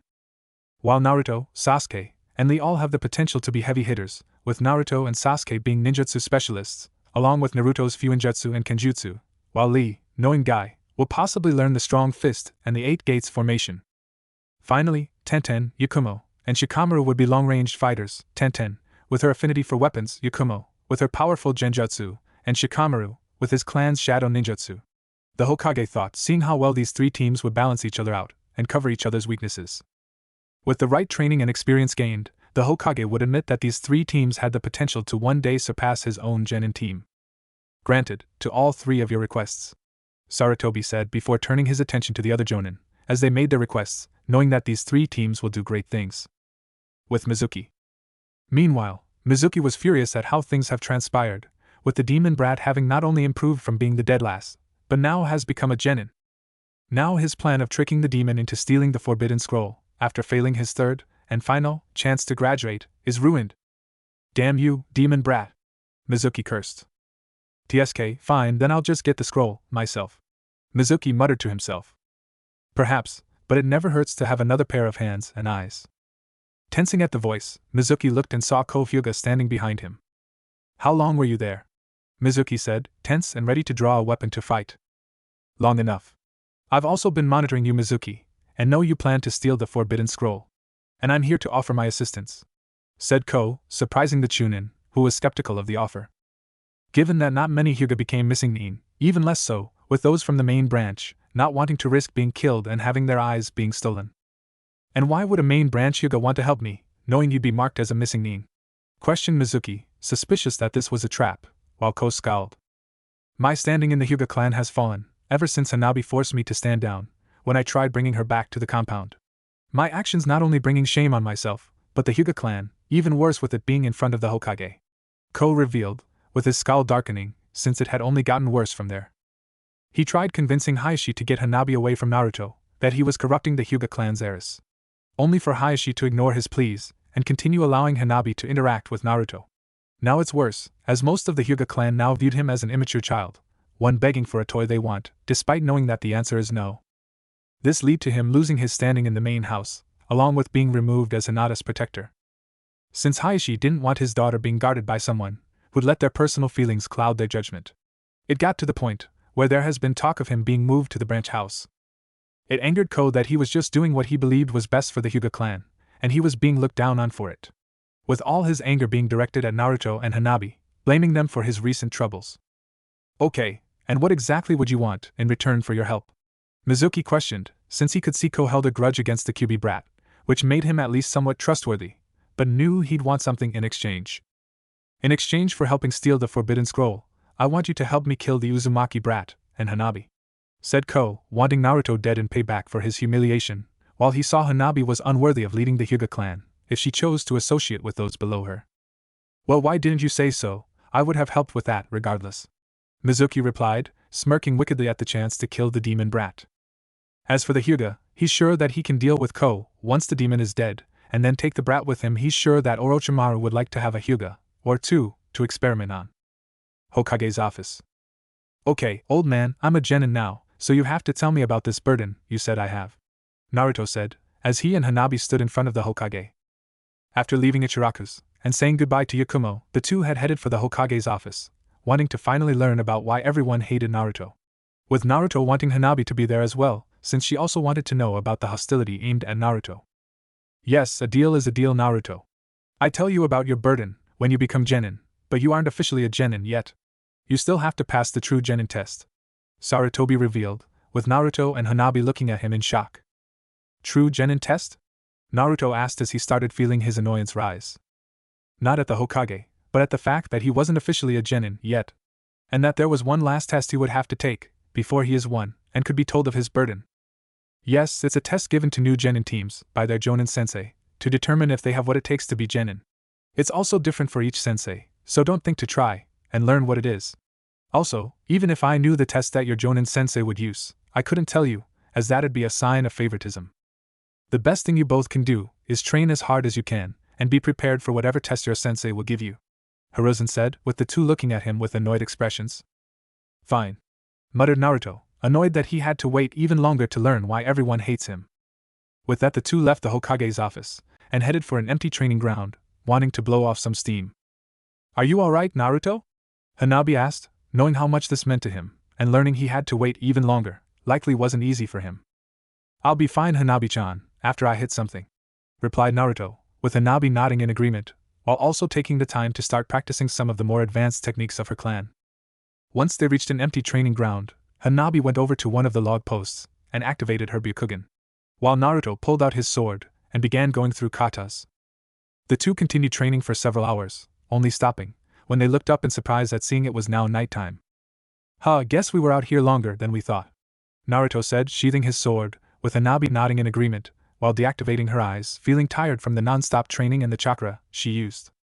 Yeah, let's go home, and get some rest, said Hanabi, as they prepared to leave. You aren't going anywhere, you damn brats.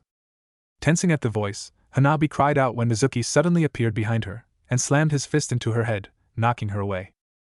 Hanabi-chan, Naruto said, worried, and went to see if she was alright, or would have, had Ko not appeared in front of him. You are within my range of division, Kyubi, said Ko, before he began striking Naruto's tenketsu. 2 palms. 4 palms. 8 palms. 16 palms. 32 palms. 64 palms. 8 trigrams, 128 palms, shouted Ko, delivering a final palm thrust that sent Naruto flying back, crashing into a tree, gasping for air as he felt most of his tenketsu be sealed shut. Ow, that hurt way more than Hanabi-chan's, Naruto thought, before falling to the ground. Ko! What is the meaning of this? Hanabi demanded, shocked at the sudden attack, and from a fellow Hyuga no less. Forgive me, Hanabi-sama, but this is payback for the humiliation I suffered at your hand. Ko spat, with Hanabi looking at him in disbelief. Seriously? You're betraying your clan and village, just because I told you no. What are you, a child? Hanabi said, not believing he was doing this just because she didn't do what he said. She's 8, almost 9 years old in the next week, and she's more mature than him. I am not a child. I was doing what I must to keep you safe from that monster, Ko shouted, while glaring at Naruto, having taken his new tenketsu into account, which is why he used the 128 palms. Don't call Naruto a monster, retorted Hanabi, glaring at them, while Mizuki chuckled sinisterly. The stupid brat really doesn't know, so much for those all-seeing eyes of yours, Mizuki taunted. Know what, bastard? Naruto said, struggling to stand up, while glaring at them. That you are nothing but a monster. You want to know why everyone hates you? It's because you're nothing but a worthless demon. You are the Kyubi no Yoko, the same monster that attacked 11 years ago, Mizuki revealed, grinning madly, while Naruto and Hanabi's eyes widened. What? Naruto said, not believing what he just heard. That's right, this is the monster you choose to associate with. One that will now finally die, like it should have, said Ko, believing this knowledge will have Hanabi turn against Naruto, and help them kill the demon. Then he can deal with Mizuki, and make himself out as a hero for saving the Hyuga heiress, while stopping a thief and traitor. Naruto flinched at that, looking at Hanabi, believing that she'd abandon him, after learning this. You're both idiots, Hanabi stated, shocking the three, and angering their attackers. I've been studying Fuinjutsu for nearly a year, being taught by Naruto. You honestly think I'd believe something as stupid as him being the Kyubi? If anything, he just contains the fox, and he's more than that too. He's Naruto Uzumaki, a proud ninja of Konoha, and my best friend, Hanabi declared. Hanabi-chan, Naruto said, shocked and touched at her declaration. Then you are truly lost, sneered Ko. Time to die, demon lover, shouted Mizuki, as they charged Hanabi to finish her off, with the girl's eyes widening at seeing them charging towards her, and she didn't have the energy or chakra to defend herself. Naruto's eyes widened in fear at seeing his friend about to be attacked, along with anger that these two were going to kill Hanabi, and he couldn't even move. I won't let them touch her, Naruto thought, gritting his teeth as his eyes turned crimson red with slit pupils, while the Kyuubi's chakra flooded his chakra networks, forcing his tenketsu open again. With his chakra flowing once more, Naruto rushed in front of Hanabi to protect her. Though what happened next shocked everyone present. Before Mizuki or Ko could reach the two, they were shocked when wooden tendrils shot out of the ground and sped towards them. What? Ga! Mizuki shouted, only to gag when the tendrils impaled his body, while Ko also taken by surprise at the sudden Mokutan, and was impaled, as well. That was Mokutan? Hanabi thought, shocked at seeing the Shodaime Hokage's Kekkei Genkai, before looking at Naruto, since it made sense that he was the source. Meanwhile, Naruto's eyes widened in horror at what just happened, as the adrenaline left him. What did I do? Naruto thought, looking at his shaking hands, as the realization of what just happened hit him. He just killed 2 people. Naruto. Hanabi said in worry and concern at seeing his expression, putting a hand on his arm, with the blonde flinching slightly at the contact. Seeing this, Hanabi wrapped her arms around Naruto, knowing this was likely hard on her friend, given he likely didn't intend to kill them. It just happened. Suddenly, the Hokage and Hayashi jumped into the training ground, joined by a team of Anbu and Hyuga, respectively, having sensed a flare of the Kyuubi's chakra. Looking around, they were shocked to see Mizuki and Ko impaled on wooden tendrils, something that shouldn't be possible, along with Hanabi comforting a stunned and silent Naruto. Hanabi, what happened? Hayashi said, wanting to get answers as to what just happened. Tusan, said Hanabi, looking, and saw everyone who showed, before she started explaining what happened, from Mizuki and Ko showing up and attacking them, the reveal of Naruto being the Kyuubi's Jinchuriki, and Naruto using the Mokutan. It shocked everyone, with Hayashi also being angered at Ko's betrayal, while thankful his daughter was safe. Uzumaki. You have my deepest apologies for Ko's attack. Along with my thanks for protecting my daughter, Hayashi said with a bow in respect, with Naruto nodding shakily, still coming to terms with what happened. Yeah, I am glad Hanabi-chan is safe, Naruto said, before falling backwards, with Nico catching him. Is he alright? Hanabi asked, worried something was wrong. He's fine, he's just asleep. Likely from the mental and emotional fatigue, from everything that just happened.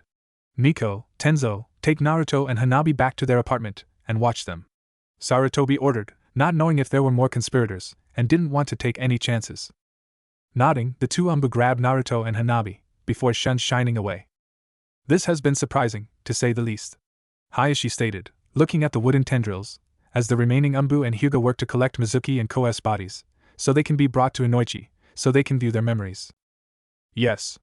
It's surprising that Naruto somehow possesses the Mokutan, and was able to subconsciously use it on this level, already. I'll have to speak with Tenzo to begin training him in it during the 2 weeks, until team placements. I'll also see to teaching him the Shadow Clone Jutsu. Sarutobi said, knowing that to master the Mokutan, Naruto would have to first master water and earth manipulation, which would take some time, but with Shadow Clones, it shouldn't take nearly as long. Indeed, that would be best. And if there's anything my clan or I can do to help, Hokage-sama, just ask. We owe Naruto a great debt for what he's done, said Hayashi, simply relieved his daughter was safe. Meanwhile, Naruto and Hanabi were dropped off at their apartment, with Nico and Tenzo taking up posts outside. Hanabi went to lay down on the couch, deciding to let Naruto have the bed this time, before looking at her sleeping friend sadly, knowing he likely won't be any better when he wakes up. Just one night for both of us, Hanabi thought, laying down beside Naruto, her own near-death experience making her shiver in fear. It didn't take long, until both of them were sound asleep, unaware of the fact they unconscious moved closer together. The next morning, when Naruto and Hanabi woke up, both of them had been embarrassed, when they saw that they were now holding each other. With both of the new genin quickly shaking off their embarrassment, before showering and getting dressed for the day. Once they were ready, the two had gone to the Hokage Tower, to get their pictures taken for their shinobi registrations. With Hanabi going first, and then Naruto going after her. The whiskered blonde having originally intended to wear face paint and pose for his picture, but after everything that happened last night, Naruto didn't have the energy to do it. Instead, he just had a regular picture taken, rather than messing around. Naruto, are you alright? Sarutobi asked, while looking at the boy, having fully expected Naruto to do something unexpected. When his picture was taken, instead he just sat there. Hanabi also looked at Naruto in worry, having been aware of his original plan, for when he had his photo taken. The fact that he didn't do it made the Hyuga girl worried of just how much he was affected by what happened last night. "I'll be fine, I'm just shocked by everything that happened last night. The fact that I somehow have the Mokutan, killing Mizuki and Ko, and learning about the Kyuubi. You knew about the fox, didn't you, and that's why everyone hates me," Naruto stated, with Hiruzen sighing and nodding. "Yes, I knew about you being the Kyuubi's Jinchuriki, and yes, that is why the villagers either fear or hate you. Though I had intended to tell the villagers of your status, the Yandame's last wish being for you to be seen as a hero for containing the beast and not the fox itself. The original plan was to wait until you were older and became a respected ninja of Konoha, so you could better understand and handle your burden, along with allowing the villagers have time to develop their own opinions of you, while also allowing the scars of pain, hatred, and fear from the Kyuubi attack to heal," Hiruzen said solemnly, as he felt his age catching up to him in this moment. "But given how they know about the Kyuubi now, I'm guessing that something had happened that made it so that wasn't an option anymore," Hanabi said, to which Hiruzen nodded in confirmation. "Unfortunately, by the time Naruto was 4, someone had leaked his Jinchuriki status to the rest of the village, and by the time I discovered this, it was already too late to stop it, with everyone in the older generation now being aware of it. But before they could tell their children, I enacted a law forbidding anyone from speaking of your status to the younger generation, with the punishment for doing so being immediate execution. This was so you could at least have a chance at a normal childhood, a chance to make friends. But while no one could speak of you containing the Kyuubi, that didn't stop them from resenting and hating you, something children noticed, and began emulating their parents. Not knowing why they hated you, just that they did, and so should they. So, all I could do was keep it a secret, to prevent the younger generation from gaining the same hatred and fear as their parents, and so you didn't have the burden of your Jinchuriki status weighing you down," Hiruzen explained, with Naruto looking at him for a moment, before nodding slowly. "I can understand why you chose to keep it a secret, but that doesn't mean it made things any easier. I didn't have a chance for a normal childhood, a chance to make friends, because parents always pulled the other kids away, or they only saw me as the dead last. And instead of knowing just why I was hated, I simply believed the villagers hated me, just for existing," said Naruto, while clenching his fists. While it would have been shocking to learn he had the Kyuubi sealed inside of him, he still would have preferred knowing just why he was hated, rather than believing people just hated him for existing. "I know, but I did what I thought was best at the time," Sarutobi stated. "Now, aside from that, there is also the revelation of you having awakened the Mokutan. To help you, with at least get a handle of your new Kekkai Genkai, I've assigned you a special sensei that can assist you in learning more about it. And here, this will also help you get a better handle of learning much faster," Sarutobi said, pulling out a scroll and tossing it to Naruto, with the Uzumaki catching it and opening it, seeing it was a jutsu. "Shadow clone jutsu?" questioned Naruto, confused as to how this was supposed to help him get a handle on his Mokutan. "Yes, go ahead and try to use it. And once you can successfully create a shadow clone, I'll tell you how it can be used," Sarutobi replied, with Naruto nodding, before looking at the scroll to see what he was supposed to do. After reading the scroll, Naruto made a cross hand sign. "Shadow clone jutsu," said Naruto, creating a clone in a puff of smoke, surprising him that he actually managed to get it on the first, given his previous difficulty with the regular clone jutsu. "Perfect. Now Hanabi, take the clone outside the office, and tell it something, before having it dispel," Hiruzen said, confusing the two about the request, before Hanabi shrugged and grabbed the shadow clone, dragging it outside the office. Though either Naruto nor his clones saw the wicked smile on Hanabi's face. After a few minutes of nothing happening, Naruto looked at the Hokage. "So is something supposed to happen, or YHH?"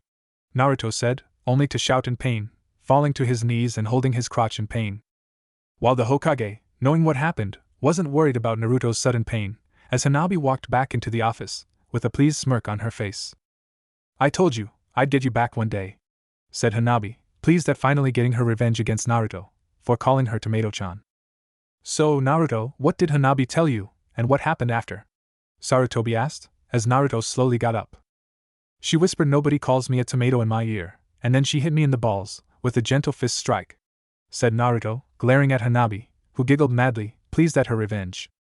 The two genin then stopped, and blinked in confusion, at what Naruto just said. "How did you know that?" Hanabi asked, confused as to how Naruto knew the specifics of what she did. "I don't know, I just did," said Naruto, just as confused as to how he knew what she said and did. "That is the secret of the shadow clone jutsu. Anything a clone experiences is transferred back to the original, which makes it a useful tool for spying or training for days, possibly weeks, in only a few short hours. Sarutobi explained, surprising the two, before Naruto gained an excited gleam at having such a jutsu, knowing that with how much chakra he had, he could create dozens, maybe even hundreds, of shadow clones. Though, his excitement faded at the Hokage's next words. Though you'll be limited to using only 15 shadow clones, while training to use your Mokutan, Naruto. As while they can be useful, an unprepared mind can also end up being overloaded with memories, if too many clones are dispelled at once. Added Sarutobi, with Naruto deflating slightly at the limitation. Though that just means he can use even more clones after his Mokutan training is finished, allowing him to create a lot of seals, much faster than he usually could, along with learning even more ninjutsu and kenjutsu. Fine. So, who's going to be teaching me? Naruto asked, wondering who could even show him how to use Mokutan, since as far as he knew, only the Shodaime Hokage had it. As if, in response, an Umbu with short brown hair appeared beside the Hokage. Naruto, this is Tenzo, who will be training you for the next 2 weeks to get a handle on your Mokutan, Hiruzen said, with Tenzo nodding at Naruto. We'll begin your training immediately, said Tenzo, while going over to Naruto and putting a hand on his shoulder before they vanished in a swirl of leaves. Seeing Naruto leave, Hanabi was about to leave as well, to either return to their apartment or go train, only to stop when the Hokage spoke. Before you go, Hanabi, Hayashi has told me that he will also be personally training you and Hinata for the next 2 weeks. Given what happened last night, he wants to ensure that the both of you are prepared for when you eventually take missions outside the village, Sarutobi said, with Hanabi tensing at this, as she looked at Sarutobi. And will he be training us at the Hyuga compound? Questioned Hanabi, not really having a desire to anywhere near her clan, after what happened with Ko. No, Hayashi has rented a training ground that you will be using. So, you'll be training there, and not at the Hyuga compound. Hiruzen replied, with Hanabi relaxing at this, relieved she won't have to go back to the compound. Very well, I'll go meet with Tu-san and Ne-san to begin training, said Hanabi, as she took her leave, after being told what training ground to go to. With Naruto. Naruto looked around, as he and Tenzo reappeared in one of the training grounds around Konoha. Alright, before we can begin practicing your Mokutan, we need to test your elemental affinity, Tenzo said before pulling out a piece of chakra paper and handing it to Naruto. This is chakra paper. It allows a person to test their elemental affinity by channeling chakra into it. If it gets wet, then it's water. If it turns into dirt, then it's earth. If it turns into ash, then it's fire. If it crumbles, then it's lightning. And if it's cut in half, then it's wind. Try it, said Tenzo, knowing that Naruto will have at least an affinity for water and earth, given those are the base elements for Mokutan. But he also wanted to check if Naruto had any other affinities. Nodding, Naruto channeled chakra into the paper, while being surprised when it immediately cut in half, with half becoming soaked and the other half crumbling into dirt. So, that means I have earth, water, and wind affinities, Naruto said while looking at the Umbu, with Tenzo nodding. Yes, earth and water was expected, given they're the 2 elements that make up the Mokutan. Though, the wind affinity is unexpected, given how rare they are in the land of fire. Unfortunately, I don't have a wind affinity to help you learn it. While the only other person that does is currently not in the village, and is acting as a member of the daimyo's 12 guardian ninja, said Tenzo. Sure, Danzo also had a wind affinity, but there's no way he's telling Naruto about that warhawk, knowing nothing good would come from the Uzumaki interacting with him. But your wind affinity can wait for the moment, as our main focus is your earth and water affinities, so you can begin learning the Mokutan. Though I can still give you some wind-style ninjutsu to learn on your own time, so you can get us started on your wind affinity, Tenzo added, with Naruto nodding at this, glad for the chance to learn more ninjutsu. Alright. What do we do first? Naruto asked, eager to get started on learning to use his Mokutan.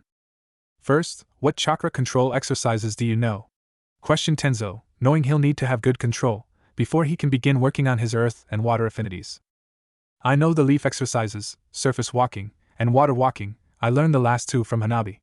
I also have better control, thanks to my Tenketsu seal creating a second chakra network, Naruto answered, with Tenzo nodding at this, having been informed of Naruto's seal by the Hokage, and figured he'd learn chakra control exercises from Hanabi, since the Hyuga's Jukin requires excellent chakra control in order to perform it. Good, that'll help your training go quicker. Now, create 15 shadow clones, with 5 of them working on your water and earth affinities, while the last 5 work on kunai balancing. While you yourself will be working with me on your physical training, said Tenzo, with Naruto nodding before creating 15 shadow clones, which Tenzo began putting to work before he and Naruto began doing physical training with Hanabi. Meanwhile, at another training ground, Hayashi was looking over Hanabi and Hinata's training. After they had a short spar, with both of them against him, to see what their current level was. The Hyuga clan head having been pleased at the progress both his daughters have made in their training, especially with Hinata having found her resolve to truly grow stronger. Hinata, Hanabi, that's enough for now. Both of you rest until I return, said Hayashi, leaving the training ground to return to the compound to get some scrolls on the more advanced techniques. Nodding, the sisters stood alone in the training ground, both of them feeling the tension and awkwardness. After all, this is the first time the two have been alone together for a few years now, with neither of them being sure on what to do, or if they should say anything. I heard that you've been learning Fuinjutsu, Hanabi-chan, said Hinata, after a few moments of trying to think of something to say. Yes, for a couple months now, Hanabi replied while looking everywhere, but at her sister. That's good, I'm sure you're really good at it, Hinata said, while smiling shyly at her sister. I've only just recently gotten the basics down, and have yet to move on to the intermediate seals, until I've successfully mastered the basics, said Hanabi. Oh, well, it's still impressive that you're learning it, Hinata said before thinking of something else to say. How have you been, since you started staying with Naruto-kun? Asked Hinata, while suppressing her sadness that Hanabi was basically living with Naruto. I've been fine. Aside from feeling my sanity slowly chip away, with his insistence on calling me by those annoying nicknames, and his complete lack of manners, Hanabi said, with a deadpan expression, but also a small smile, whenever she thought of Naruto and his unique behavior, rather than actually being annoyed, like when they first met. As long as you're happy, Hanabi-chan, said Hinata, smiling, while just being glad that her sister has gone back to the way she used to be. Hanabi finally looked at her sister silently, for a few moments, before nodding. The two once again falling into silence, though feeling the tension lessen. But also knowing that it'll take much longer for their relationship to go back to what it used to be. Timeskip 7 days. 1 week had passed since Naruto began training with Tenzo to master his earth and water affinities and began working on his Mokuton. And Tenzo had been impressed with Naruto's learning rate, after he had explained and broken down his instructions for the whiskered blonde to understand. After that, he and his clone's training came along, rather nicely. They had managed to get kunai balancing mastered, with Naruto now being able to balance 10 kunai, 1 on each of his fingers. The clones had just finished basics of earth and water manipulation, allowing them to begin moving on to the basics of Mokuton, along with a few low-rank techniques, as well. Though, the purpose of this training wasn't for Naruto to master earth and water manipulation, nor the Mokuton, since just learning to manipulate one element was difficult enough. But add in another, plus a Kekkai Genkai as well, created a difficult task to do. Even more so, with the limited amount of clones Naruto could make, along with the short time frame they had, even with Naruto's good learning rate. So, instead, the plan was for Naruto to get his earth, water, and Mokuton training down, to the point where he could consciously use his Kekkai Genkai, if it comes down to that. Along with making sure he wouldn't accidentally use it, if he was in danger. Knowing how bad it'd be if word spread about someone having the Mokuton. With Tenzo making sure to tell Naruto that the Hokage wanted him to keep his Mokuton a secret. As once word inevitable got out that Naruto has the Mokuton, there will be plenty of people, both in and out of Konoha, who'd either want him dead or under their control. Since none of their enemies wanted to see the rise of another Hashirama, or someone who was potentially more dangerous, with Naruto's talent in Fuinjutsu and having the Kyuubi within him. Though Sarutobi did also say that Naruto could use his Mokuton, but only if there was no other choice. Though, the ideal time for Naruto to reveal he possessed the Mokuton was when he had at least intermediate control over it. And he could properly defend himself from the enemies he'll get just by having it. Naruto was a little upset over this but understood why it had to be kept a secret, with how powerful the Jounin was. It'd make sense that other villages would want to prevent someone, with the same Kekkai Genkai as him, from reaching his level, or making sure they were under their control. Currently, Naruto had just finished his training for the day, and waited to see if Tenzo had any more instructions for him. You've done good today, Naruto. I'm sure by the time we're done you'll be able to control whether you use your Mokuton or not.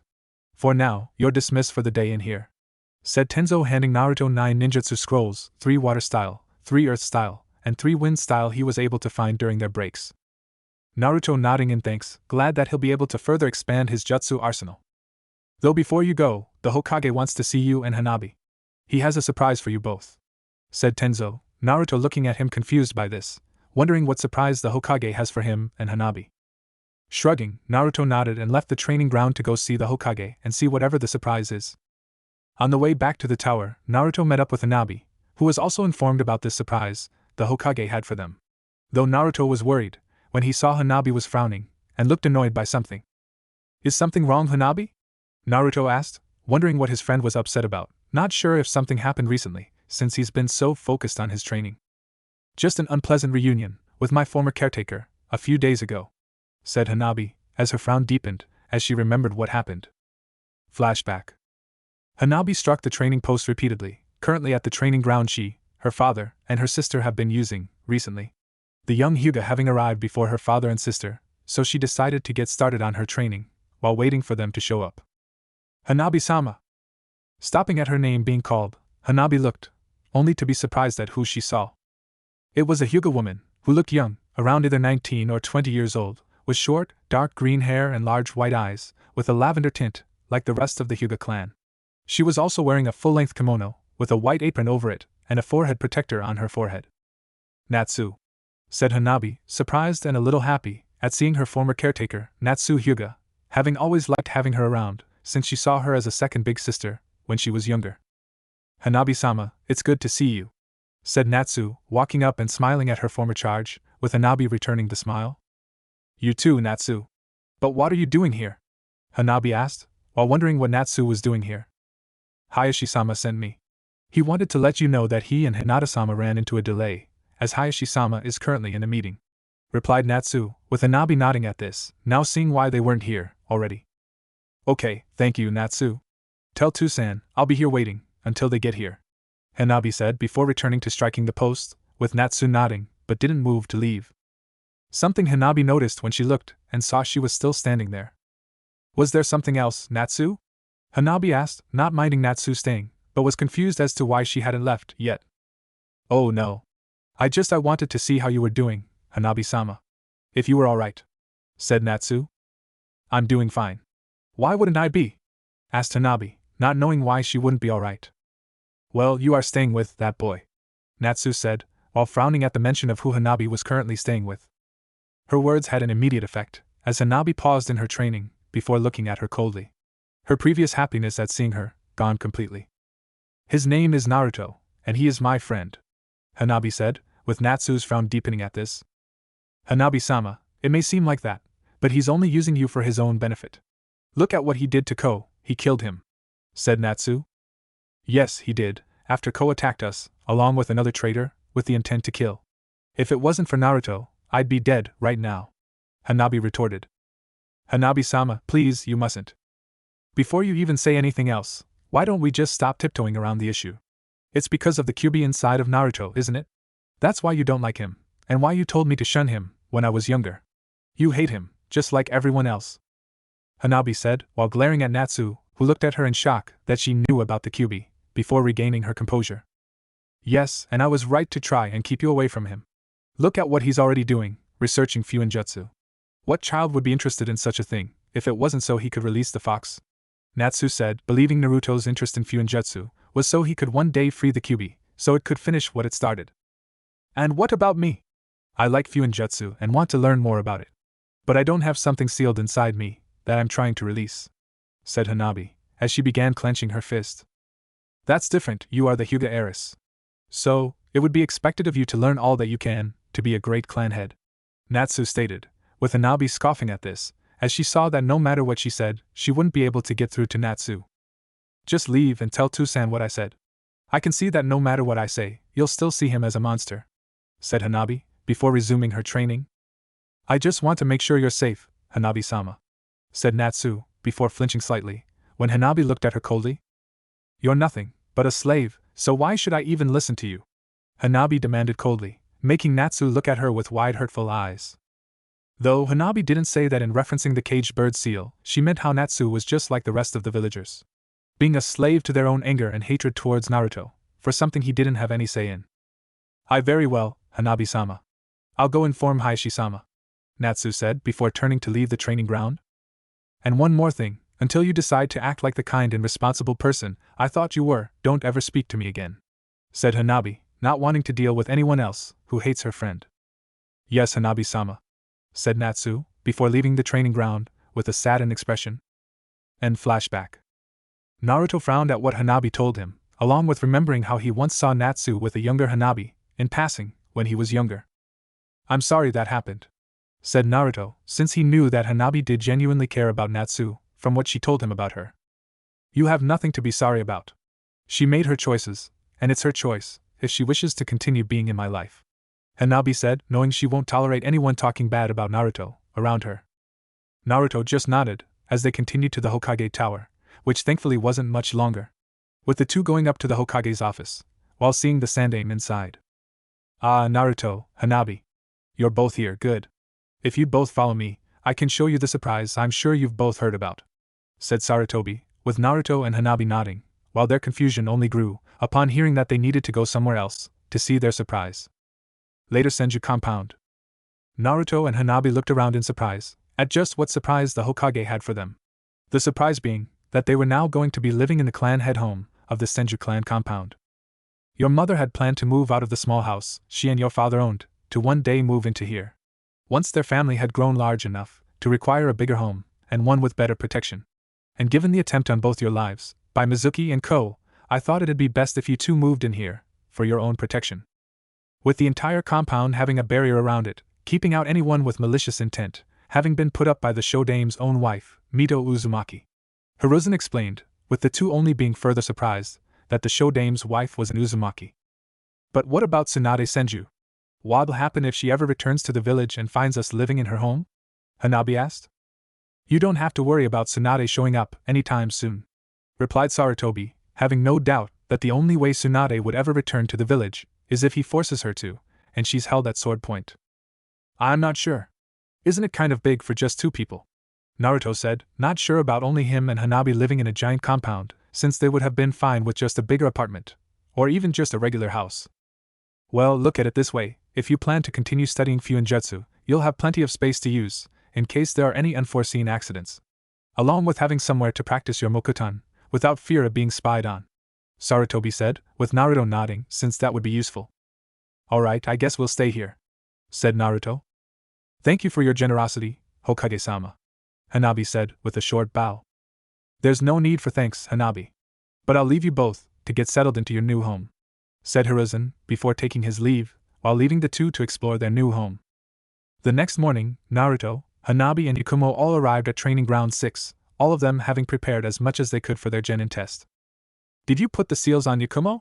Naruto asked while looking at the Kurama heiress, who nodded and grabbed her sword's handle. Yeah, they aren't complete yet, but they should still be strong enough to catch Genma-sensei in the illusion, replied Yakumo, with it having been agreed that she'd apply the prototype genjutsu seal to her sword early, knowing they needed all the help they could get against Genma. With the seals so far being capable of affecting the sense of sight, touch and sound of anyone that Yakumo targets. Though it wasn't completed yet, since those who are affected by it can still break out of it, rather than remain trapped unless Yakumo releases them herself. They had also decided on a name for the seal as well, one that'd reflect what exactly it does. Kyoka Sujetsu. Good, hopefully it'll be good enough to trap Genma-sensei long enough to get his saban or at least provide a good enough distraction, said Hanabi, with Naruto and Yakumo nodding in agreement, all three knowing this'll likely be a tough fight. Afterwards the three genin waited for their teacher to arrive, along with going over their equipment and plans they'll use against Genma. Having taken the Tokubetsu Jounin's advice yesterday and spent the rest of the day getting familiar with each other's move sets and fighting styles. Mostly Naruto and Hanabi getting to know Yakumo's and vice versa, since they only recently became friends. Though it wasn't long until Genma arrived in a swirl of leaves, smirking when he saw his potential students were already present and ready. Good, you're all here. Well, there's no need to mess around, you all know what you need to do, knock my saman out of my mouth and you pass. You all have noon to do so, if you can't then you fail and it's back to the academy. Begin whenever you're ready, said Genma, the three genin nodding before immediately they jumped back and hid within the trees. Genma looking around and nodding, not being able to spot where any of them are hiding, but he could still sense where they were. Now, just to see who will try to attack first, probably Naruto or Hanabi. Genma thought, knowing they were the most likely to attack first, given Yakumo is the genjutsu specialist, and is more likely to stay back. But given her past training with Guy, and recently taking up Fuinjutsu and Kenjutsu from spending time with Naruto and Hanabi, she may surprise him. Just then, two Narutos jumped out from the trees and began going through hand signs. Water style, liquid bullet, Naruto shouted, shooting out a large orb of water at Genma. Wind style, air bullet, said the second Naruto, shooting out a blast of wind, which combined with the liquid bullet increasing its speed and power. With Genma jumping out of the way of the attack, only to be surprised when a third Naruto jumped out from the trees behind him with his sword drawn, while seeing the two in front of him dispel in puffs of smoke. Pulling out a kunai, Genma blocked Naruto's sword slash before kicking his leg out towards the whiskered blonde. Only for Naruto to block the kick with his arm, then grabbed hold of Genma's leg and flipped over him. Slashing his sword across Genma's back, Naruto was surprised when Genma vanished in a puff of smoke, being replaced by a log. With the Jinchuriki then crying out when the Tokubetsu Jounin reappeared right above him, delivering a dropkick to his back, sending Naruto plummeting to the ground. The blonde groaning at the impact, before quickly recovering as he stood up and went through more hand signs. Earth style, earth flows spear, Naruto said, slamming his hands on the ground, causing multiple earth spikes to shoot up from the ground towards Genma, with the Tokubetsu Jounin landing on the tip of one. You're gonna have to do better than that if you're going to get my Saban, stated Genma while smirking, only to see Naruto's own smirk. 8 trigrams vacuum palm, Hanabi shouted, jumping out and thrusting her palm forward, releasing a blast of air at Genma that knocked him off the spike. Earth style, earth flow river, said Naruto, going through hand signs again and placing his hands on the ground, turning the ground beneath Genma into a muddy river that kept him from standing up and swept him downstream. Earth style wall, Genma said, managing to make some hand signs while raising a wall in front of him, stopping the stream from carrying him off. Standing up, Genma tensed when a thick fog began rolling in around him, the man pulling out a kunai and looking around warily. Don't remember Naruto being able to use the hidden mist jutsu, along with Hanabi and Yakumo not having learned any elemental ninjutsu, at least none I'm aware of, Genma thought, while trying to look through the fog for the genin. Only for his eyes to widen when he felt himself starting to sink into the ground, shocked when he saw rotten and decaying hands grabbing hold of him, trying to pull him into the ground. What the hell? Genma said, slashing at the hands before jumping back, only for his eyes to widen as more hands began following him wherever he went, forcing the Tokubetsu Jounin to keep jumping back. With Genma soon jumping onto a tree, relieved when no more hands followed him, only to gasp in shock when the tree suddenly came alive and wrapped around him. While Yakumo emerged from the side of the tree and went to grab his senban, making Genma realize that he's under the effect of genjutsu. Stabbing his cheek with his senban, Genma jumped back from Yakumo once the genjutsu was broken, before quickly ducking under a sword slash from Naruto, while pulling out a kunai when the whiskered blonde flipped his grip and held the blade in reverse to swing at him again. Blocking the swing with his kunai, Genma jumped back with Naruto following after him as the two began fighting in midair while jumping through the trees. Gotta admit, you kids are pretty good. But you still, Genma said while jumping onto a tree branch before grabbing hold of it and swinging under it to get behind Naruto, slamming his foot into the blonde's back, kicking him into a tree. Aren't good enough, said Genma as Naruto flew towards a tree, only to be surprised when Naruto flipped in the air and pressed his feet against the tree, kicking off and going right back towards Genma with his sword raised in the air. While surprised at how quickly he managed to recover, Genma held his kunai tightly and used it to block Naruto's sword again. But the man was once again surprised when Naruto suddenly shattered like glass after he made contact with his blade. What the, was that some new type of clone or genjutsu? Genma thought, realizing he's in another genjutsu. Kai, Genma said, flaring his chakra as his surroundings shattered like glass as he found himself back in the training ground, right in front of Naruto as the Jinchuriki went through more hand signs. Water style, water trumpet, said Naruto, shooting out a blast of water right at Genma with the Tokubetsu Jounin having no time to dodge the point-blank attack as the water slammed into him, launching him across the field. Grunting as he crashed into a tree, Genma stood up to gather his bearings only for Hanabi to be on him, not a moment later. You're within my range of division, Hanabi said before she began striking his tenketsu. 2 palms. 4 palms. 8 palms. 16 palms. 8 trigrams 32 palms, said Hanabi, finishing by slamming her palm into Genma's stomach, making him gasp in pain from the strikes.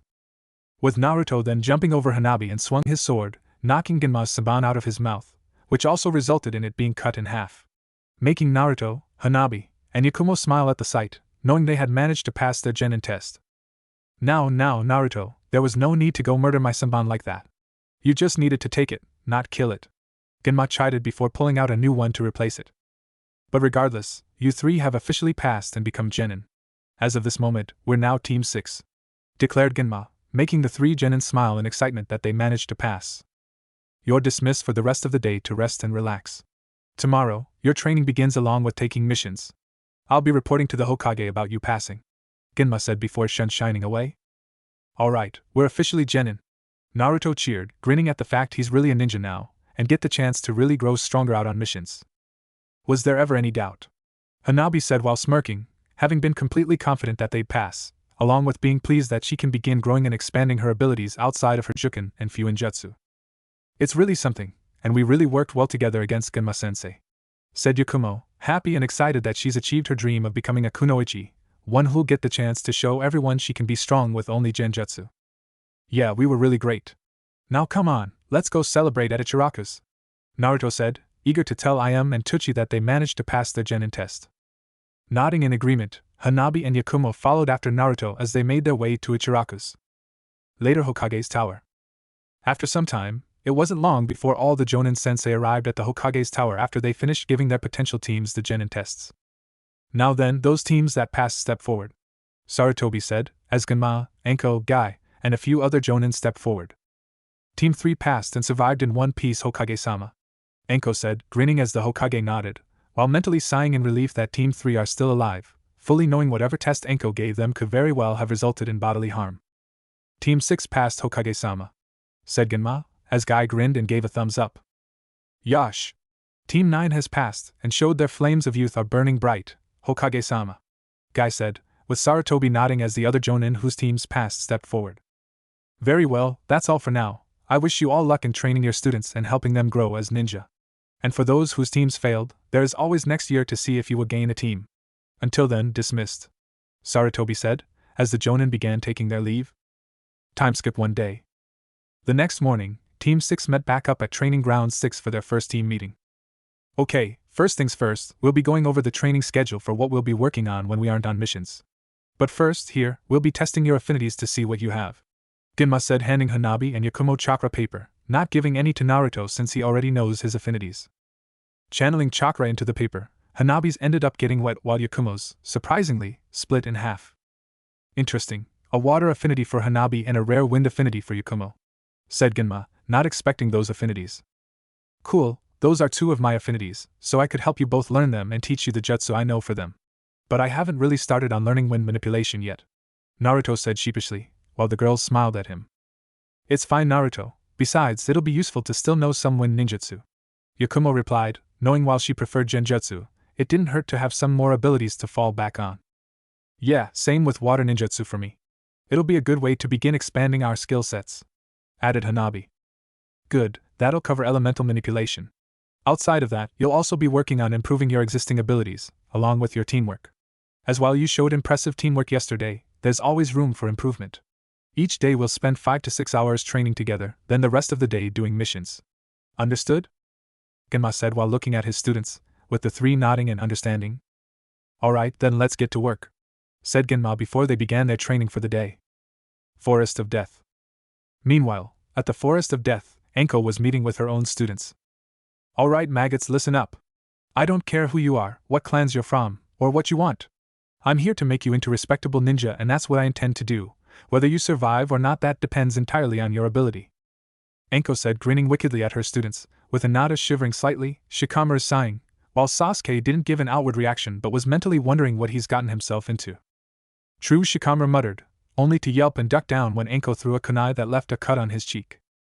First lesson, I hear you say troublesome even once and I'll have you running laps around this entire forest until your legs fall off, while my snakes are chasing you, warned Anko, making Shikamaru pale and nod rapidly, knowing his new teacher was probably even crazier than his mother. Lesson 2, I expect you to do what I say when I say it. If I say jump, you don't ask how high, you just jump. If any of you refuse my instructions, refer to Lesson 1 on what your punishment will be, Anko said, looking at all of them. Now then, we'll be focusing on improving what you brats already know and expanding on it. We'll also be training within the Forest of Death, which is filled with carnivorous and giant predators, along with poisonous and potentially carnivorous plants. So, we'll be training in here as a means to keep you all alert and sense the dangers around you, to avoid being caught off guard. That also means no fancy eye tricks from you shy brat, or you emo brat if you awaken yours during training or out on a mission. I see even a flicker of red or one vein, and I won't only get the Hokage to seal them away until I say so, but you'll be running laps while being chased by my snakes and I'm throwing every possible weapon I have at you, Anko said, making Hinata and Sasuke nod, with the Hyuga gulping and even the Uchiha being unable to suppress a shiver at the threat. Good, now lazy brat, emo brat, go on ahead, shy brat stay behind for a moment, said Anko, with Shikamaru and Sasuke jumping into the forest, not wanting to test Anko and her threats, while Hinata looked at her teacher curiously. Do you need to talk about something, Anko-sensei? Hinata asked, only to let out an eep when Anko suddenly appeared at her side and wrapped an arm around her. "Okay kid, I'm gonna be honest, I read your file and saw that you were just the textbook definition of a wallflower, and was more shy than a scared kitten," said Anko bluntly, making Hinata lower her head sadly, knowing she hadn't been the most confident person and even with her improvements recently, she could still be rather shy at times. "Oh, don't be all sad, that's what I'm here for. Besides, I also saw recently that you're getting better, but you still have a long way to go. So after training and missions are done today, we will be working together to help you work on your confidence problems. But no special training, I don't play favorites, got it?" Anko said, willing to help Hinata become more confident in herself, but wasn't about to play favorites with her students. Okay Anko-sensei, and I understand," replied Hinata, not wanting her to play favorites, but wouldn't say no to getting some help in being more confident. And just looking at her, Hinata could see that Anko was someone filled with confidence, both in herself and her strength. "Great.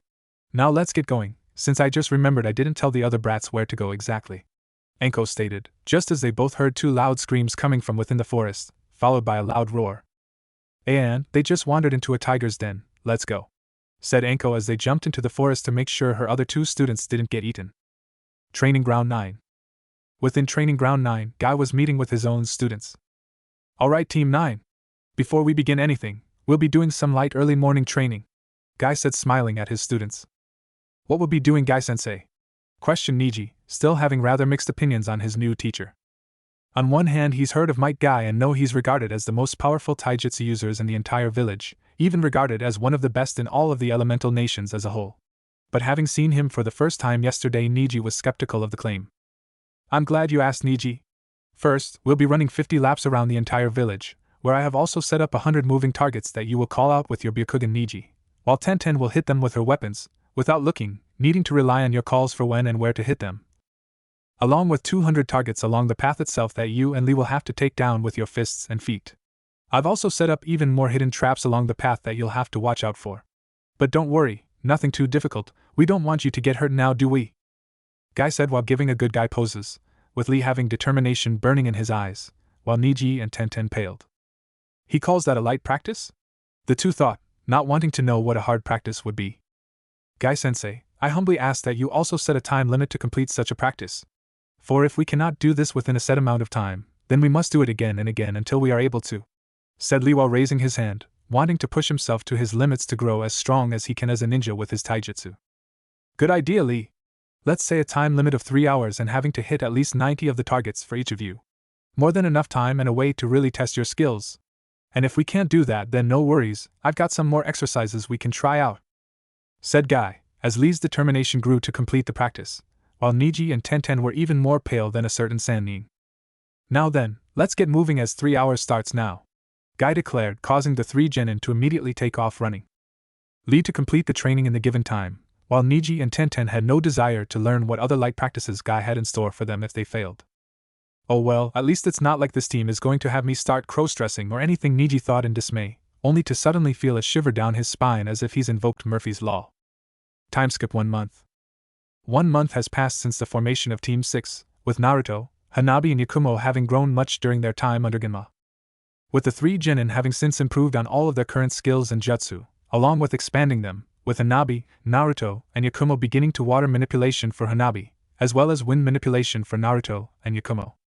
With Naruto also improving his water and earth manipulation, along with showing his teammates how to perform the water and wind ninjutsu he could use. Ginma had also gotten a friend of his, Hate Gecko, to help Naruto improve his kenjutsu, along with teaching Hanabi how to use Saban as well. As with her Juken and Byakugan, Saban would be a good weapon for her to use to strike at enemies' tenketsu or pressure points from a distance. With Yakumo, Ginma wasn't able to help her much with genjutsu since he never really learned it outside of the basics. And the only genjutsu user he knew was Kurenai, but given the less than stellar history between the two, he felt it was better to not ask for her help in training Yakumo. Though Yakumo still trained with Naruto under Hate to improve her kenjutsu as well. And Ginma was able to help them with their Fuinjutsu, having picked up the art during his time in the Hokage Guard platoon under the Yondaime Hokage. But outside of training, the 3 genin weren't happy to learn that the missions they were doing were little more than chores called D-rank missions. With the worst one being when they have to catch the Fire Daimyo's wife's pet cat, Tora. "Ginma-sensei, what's even the point of these stupid D-rank missions? We're ninja, not hired help," Naruto said as they arrived back at their training ground after finishing their missions for the day, with Hanabi and Yakumo nodding in agreement, having grown just as frustrated with the D ranks. Technically, we are hired help, no matter what rank the mission is. As for D rank missions, they're to help genin improve their teamwork, working together to get the mission done, along with as a means to learn patience. As there will be times that you'll have to deal with clients you either don't like or get annoyed by, but still have to deal with them to complete the mission. Gunma explained, knowing that D ranks look pointless and are in a way, but they also have their purpose. The three still looked annoyed, but nodded reluctantly since it is likely they'll encounter clients they don't like but would have to put up with. But I suppose I could see if I can get us a C rank mission, an easy one, to help get your feet wet and start gaining some actual experience, said Gunma, knowing they were skilled enough to handle an easy C rank mission. They just needed to start getting some real experience in the field to keep growing. With his words also satisfying the genin, glad that they'll finally get a chance to really prove themselves. But for now, you're all dismissed for the day and same time as tomorrow, Gunma said before shining away, while the three genin stayed behind. Hey Yakumo, how's the Kyoka Sujetsu seal coming? Naruto asked, since Yakumo was insistent on wanting to finish the seal herself, but also said she'd ask for help if she ran into trouble. It's going really great. I've actually thought of another genjutsu seal to go along with it, said Yakumo, smiling in excitement, having developed her own fondness for Fuinjutsu thanks to her lessons with Naruto and Hanabi, after seeing how great it went with her genjutsu. Really? What does it do? Hanabi asked while surprised that Yakumo's already started making her own seal, with Naruto also being surprised. The seal's supposed to release a sweet-smelling scent that when inhaled by targets would affect their sight, making them see everything as inverted. Up and down, left and right, forward and backwards, even the opponent's eyesight, direction of incoming attacks, and injury locations would also be inverted. I'm also thinking if it'd be possible to invert what I say as well, to further confuse and disorient them, along with a means to hide information from enemies that could overhear us. I'm thinking of calling it the inverted seal, Yakumo said, smiling in excitement as she explained her seal, while Naruto and Hanabi looked at her with wide eyes before the whiskered blonde smiled. That's awesome, Yakumo. I actually hadn't even thought of making a seal like that. You're really smart to have thought of it on your own, said Naruto, making Yakumo blush at the praise. It's nothing really, just an idea I came up with while working on the Kyoka Sujetsu seal. Just on a SM smaller scale and only affects sight and sound, said Yakumo, not feeling it was praiseworthy since she's just basing it off the seal Naruto helped her make. No really, it's a great idea. Especially since you came up with it all on your own, it shows you're really coming far in Fuinjutsu. And I know you'll come up with even better seals in the future too, Naruto said, smiling at the Kurama heiress, making Yakumo's blush intensify. You really think so? Yakumo asked, still not used to being praised for her talent, with Naruto nodding. I know it, and I can't wait to see what else you'll create, replied Naruto, Yakumo smiling shyly at him. I've actually begun developing my own seal to incorporate into my Jounin, Hanabi said to get Naruto's attention, not liking the way he was praising Yakumo and wanted to show him what she's been making. Really? You too, Hanabi-chan? Naruto asked in surprise since Hanabi had already mastered the basics of Fuinjutsu and started on the intermediate seals. Yep, I've actually been working on two things. The first is a technique that incorporates Fuinjutsu, where I'd strike the ground and release a sealing grid that'd spread out and immobilize enemies that touch it or cause them intense pain, leaving them helpless to be taken down or incapacitated. And the second is a seal that'd be placed directly on an opponent's tenketsu, that I could activate, and have it spread through their chakra networks to their other tenketsu and forcefully shut them, leaving them helpless, even if I can only hit them once. The second could also be engraved on my saban, which I could throw at enemies as well, explained Hanabi proudly, while Naruto looked at her in surprise before he soon smiled. Wow, at this rate both of you might surpass me in Fuinjutsu, if you're both making seals and new attacks on your own. But it really shows how great and talented you both are that you've already come this far, said Naruto, happy at the progress they've made on their own, with both Hanabi and Yakumo blushing at his praise.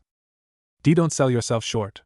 We wouldn't have even learned Fuinjutsu if it wasn't for you, Naruto-kun, Hanabi said, smiling at Naruto, doubting she would have developed an interest in Fuinjutsu if it wasn't for him, with Yakumo nodding in agreement.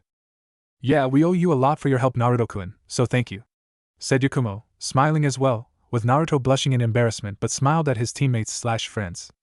I'm glad I could help you both, Naruto replied. Afterwards, Yakumo had returned home, wanting to continue working on the Kyoka Sujetsu and inverted seals privately, so it'll be a surprise when she finishes them. With Naruto and Hanabi returning to the Uzumaki compound, heading for the training grounds there to train in private, working on their Fuinjutsu and Jounin respectively, with Naruto also taking some time to work on his water and earth manipulation, along with his Mokutan as well, the latter of which they had also told Yakumo about, with it shocking the girl but also making her happy that they trusted her with such a secret. While Genma already knew, having been informed by the Hokage, so he wouldn't be surprised if Naruto was forced to use it on missions. Once they finished training, they returned to their home where they were greeted by Natsu, who bowed to them. "Welcome home, Hanabi-sama, Naruto," said Natsu, with Hanabi looking at her coldly. "Did you finish your duties?" Hanabi said, with Natsu nodding in response.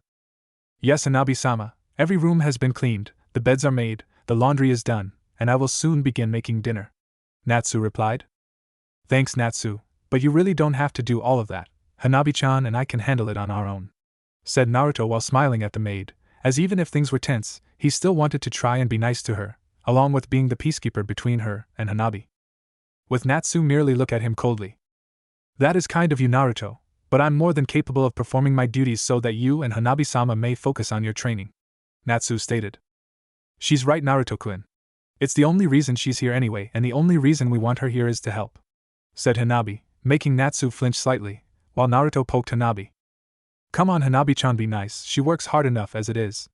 The least we could do is help her out every now and then, or let her have some time off to relax," Naruto said, making the two Hyugas look at him before looking away. "TSK, whatever," muttered Hanabi, crossing her arms, annoyed that Naruto was still trying to be nice to Natsu despite her attitude.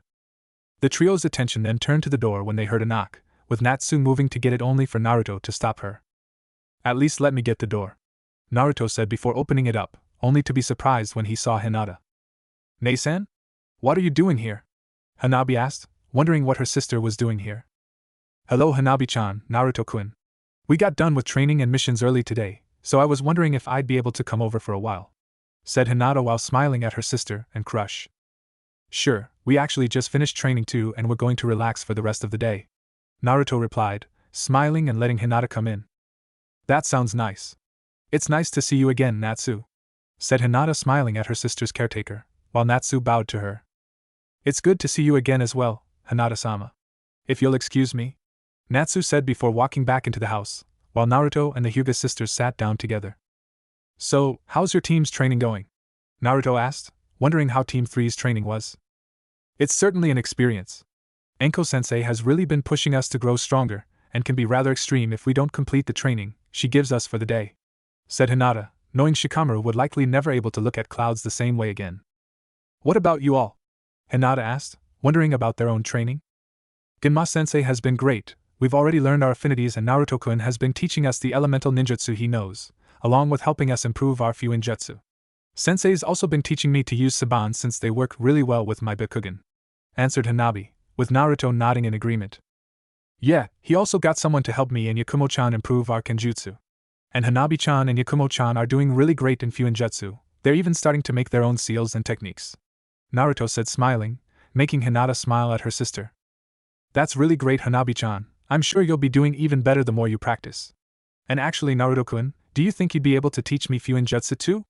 Hinata asked, genuinely wanting to learn Fuinjutsu, as well as seeing it as a way to get closer to both Naruto and Hanabi. "Sure, that sounds great," replied Naruto, smiling at Hinata. "Actually, I could teach Nei-san Fuinjutsu, Naruto-kun, since I'm sure you're already busy enough with your own training," Hanabi said, narrowing her eyes at her sister, knowing what she was doing and didn't like the idea of her and Naruto spending more time together. "Well, yeah, but I'm sure I could teach her along with you and Yakumo-chan," said Naruto, not seeing a problem in teaching Hinata as well, especially since he can use shadow clones to keep up with his own training. "Yeah, Hanabi-chan, Naruto-kun wouldn't mind teaching me. Unless you're scared, I might be better than you," Hinata said teasingly, making Hanabi narrow her eyes further, while wondering where this sudden confidence came from.